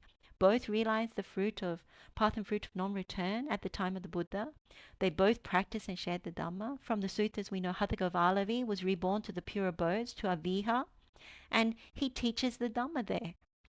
There's also Velokantaki, Nanda's mother, who realized the fruit of non-return. And her story is a wonderful story in terms of her dispassion, in terms of even family and things like that. There's a Dhamma session where we looked at her as one of our role models. There's also Kujuttara Upasika, who we owe an immense debt of gratitude for the Itivuttaka and what she remembered hearing what the Buddha had said. And many more wonderful lay role models like Anathapindika, Visakha, Uga of Hathigama, Jivaka the physician, many more who heeded the Buddha's advice and were heirs in the Dhamma, not heirs in material things. So on that note, we can now turn to the Desana Sutta. So only two more things. The Buddha here stated, there are because two successive Dhamma teachings of the Tathagata, the Arahant, the fully enlightened one. What are the two? See evil as evil. This is the first Dhamma teaching. Having seen evil as evil, be rid of it, be detached from it, be freed from it. This is the second Dhamma teaching. These bhikkhus are the two successive Dhamma teachings of the Tathagata. So just as Venerable Sariputta pointed out, that greed, hatred, anger and hostility, derogation and disparaging, envy and stinginess, hypocrisy and fraud, obstinacy and competition, conceit and arrogance, vanity and negligence, they are the papako, the evil or bad that the Buddha says to see as evil. So we need to clearly see them as evil, bad, unwholesome, akusala, unskilled. And then the second part is, having seen that clearly, we need to follow the Buddha's instructions to be rid of it, be detached from it, be freed from that. And so how do we do it? Well, Venerable Sariputta keeps reminding us about the Noble Eightfold Path. And so the key is to see that we mustn't misapprehend sensual or material things because it kicks off all the other pathways. So then the Buddha encouraged, regard the ordered words he spoke. The Tathagata, the awakened one, compassionate for all beings and the two things he proclaimed. See what is evil is one, the other be detached from it. With a mind becoming detached from evil, you will make an end from suffering, or an end of suffering. So that's one encouragement before we end our session. And the final one was just to tie things together about being legitimate heirs in the Dhamma. And this is how we can conclude our Dhamma session for today. And of course, a few more words from the Buddha, and it's to also honor this auspicious day, hearing so many different words of the Buddha today. Again with the Itivuttaka, this time the Brahmana Dhammadāyāda Sutta. This is Itivuttaka 100. Because I am a Brahmin, ever accessible to entreaties, open-handed, one bearing his last body, an unsurpassed physician and surgeon. So I'll just pause here. The Buddha has called himself a Brahmin, so in this context it means an enlightened one, an Arahant. And he's also called himself an unsurpassed physician and surgeon. And that is true in the sense of being an unsurpassed trainer of persons to be tamed, that he shows a patient how to remove the poisons of greed, hatred and delusion. And then the Buddha says, you are my own legitimate sons, born from my mouth, born of Dhamma, fashioned by Dhamma, heirs of Dhamma, not heirs of material things. Because there are these two kinds of giving, the giving of material things and the giving of the Dhamma. Of these two kinds of giving, this is the foremost, namely the giving of the Dhamma. There are these two kinds of sharing. There are these two kinds of help, these two kinds of offerings, the offerings of material things and the offerings of the Dhamma. Of these two kinds of offerings, this is the foremost, namely the offering of the Dhamma. The Tathagata has made the Dhamma offering, unselfish, compassionate towards all living beings revered such as one, gone beyond being, as chief of devas and humans. Sadhu, sadhu, sadhu.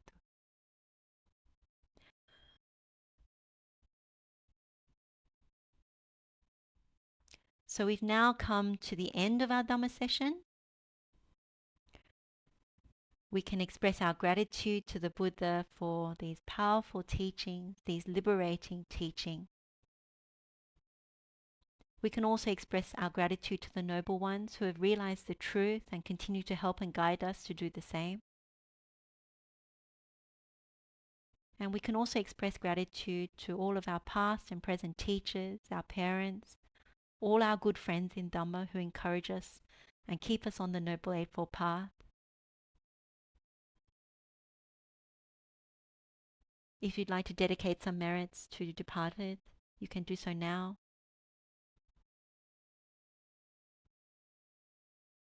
And we can share the merits with all sentient beings. May all beings be happy and well. May all beings be free from suffering. Blessings to all of you on this Vesak Day. Blessings of the Triple Gem. Wishing you all well. May you continue to gain what is useful from the Buddha's teachings in our session today. Continue to develop and progress in the Noble Eightfold Path and grow in wholesome qualities.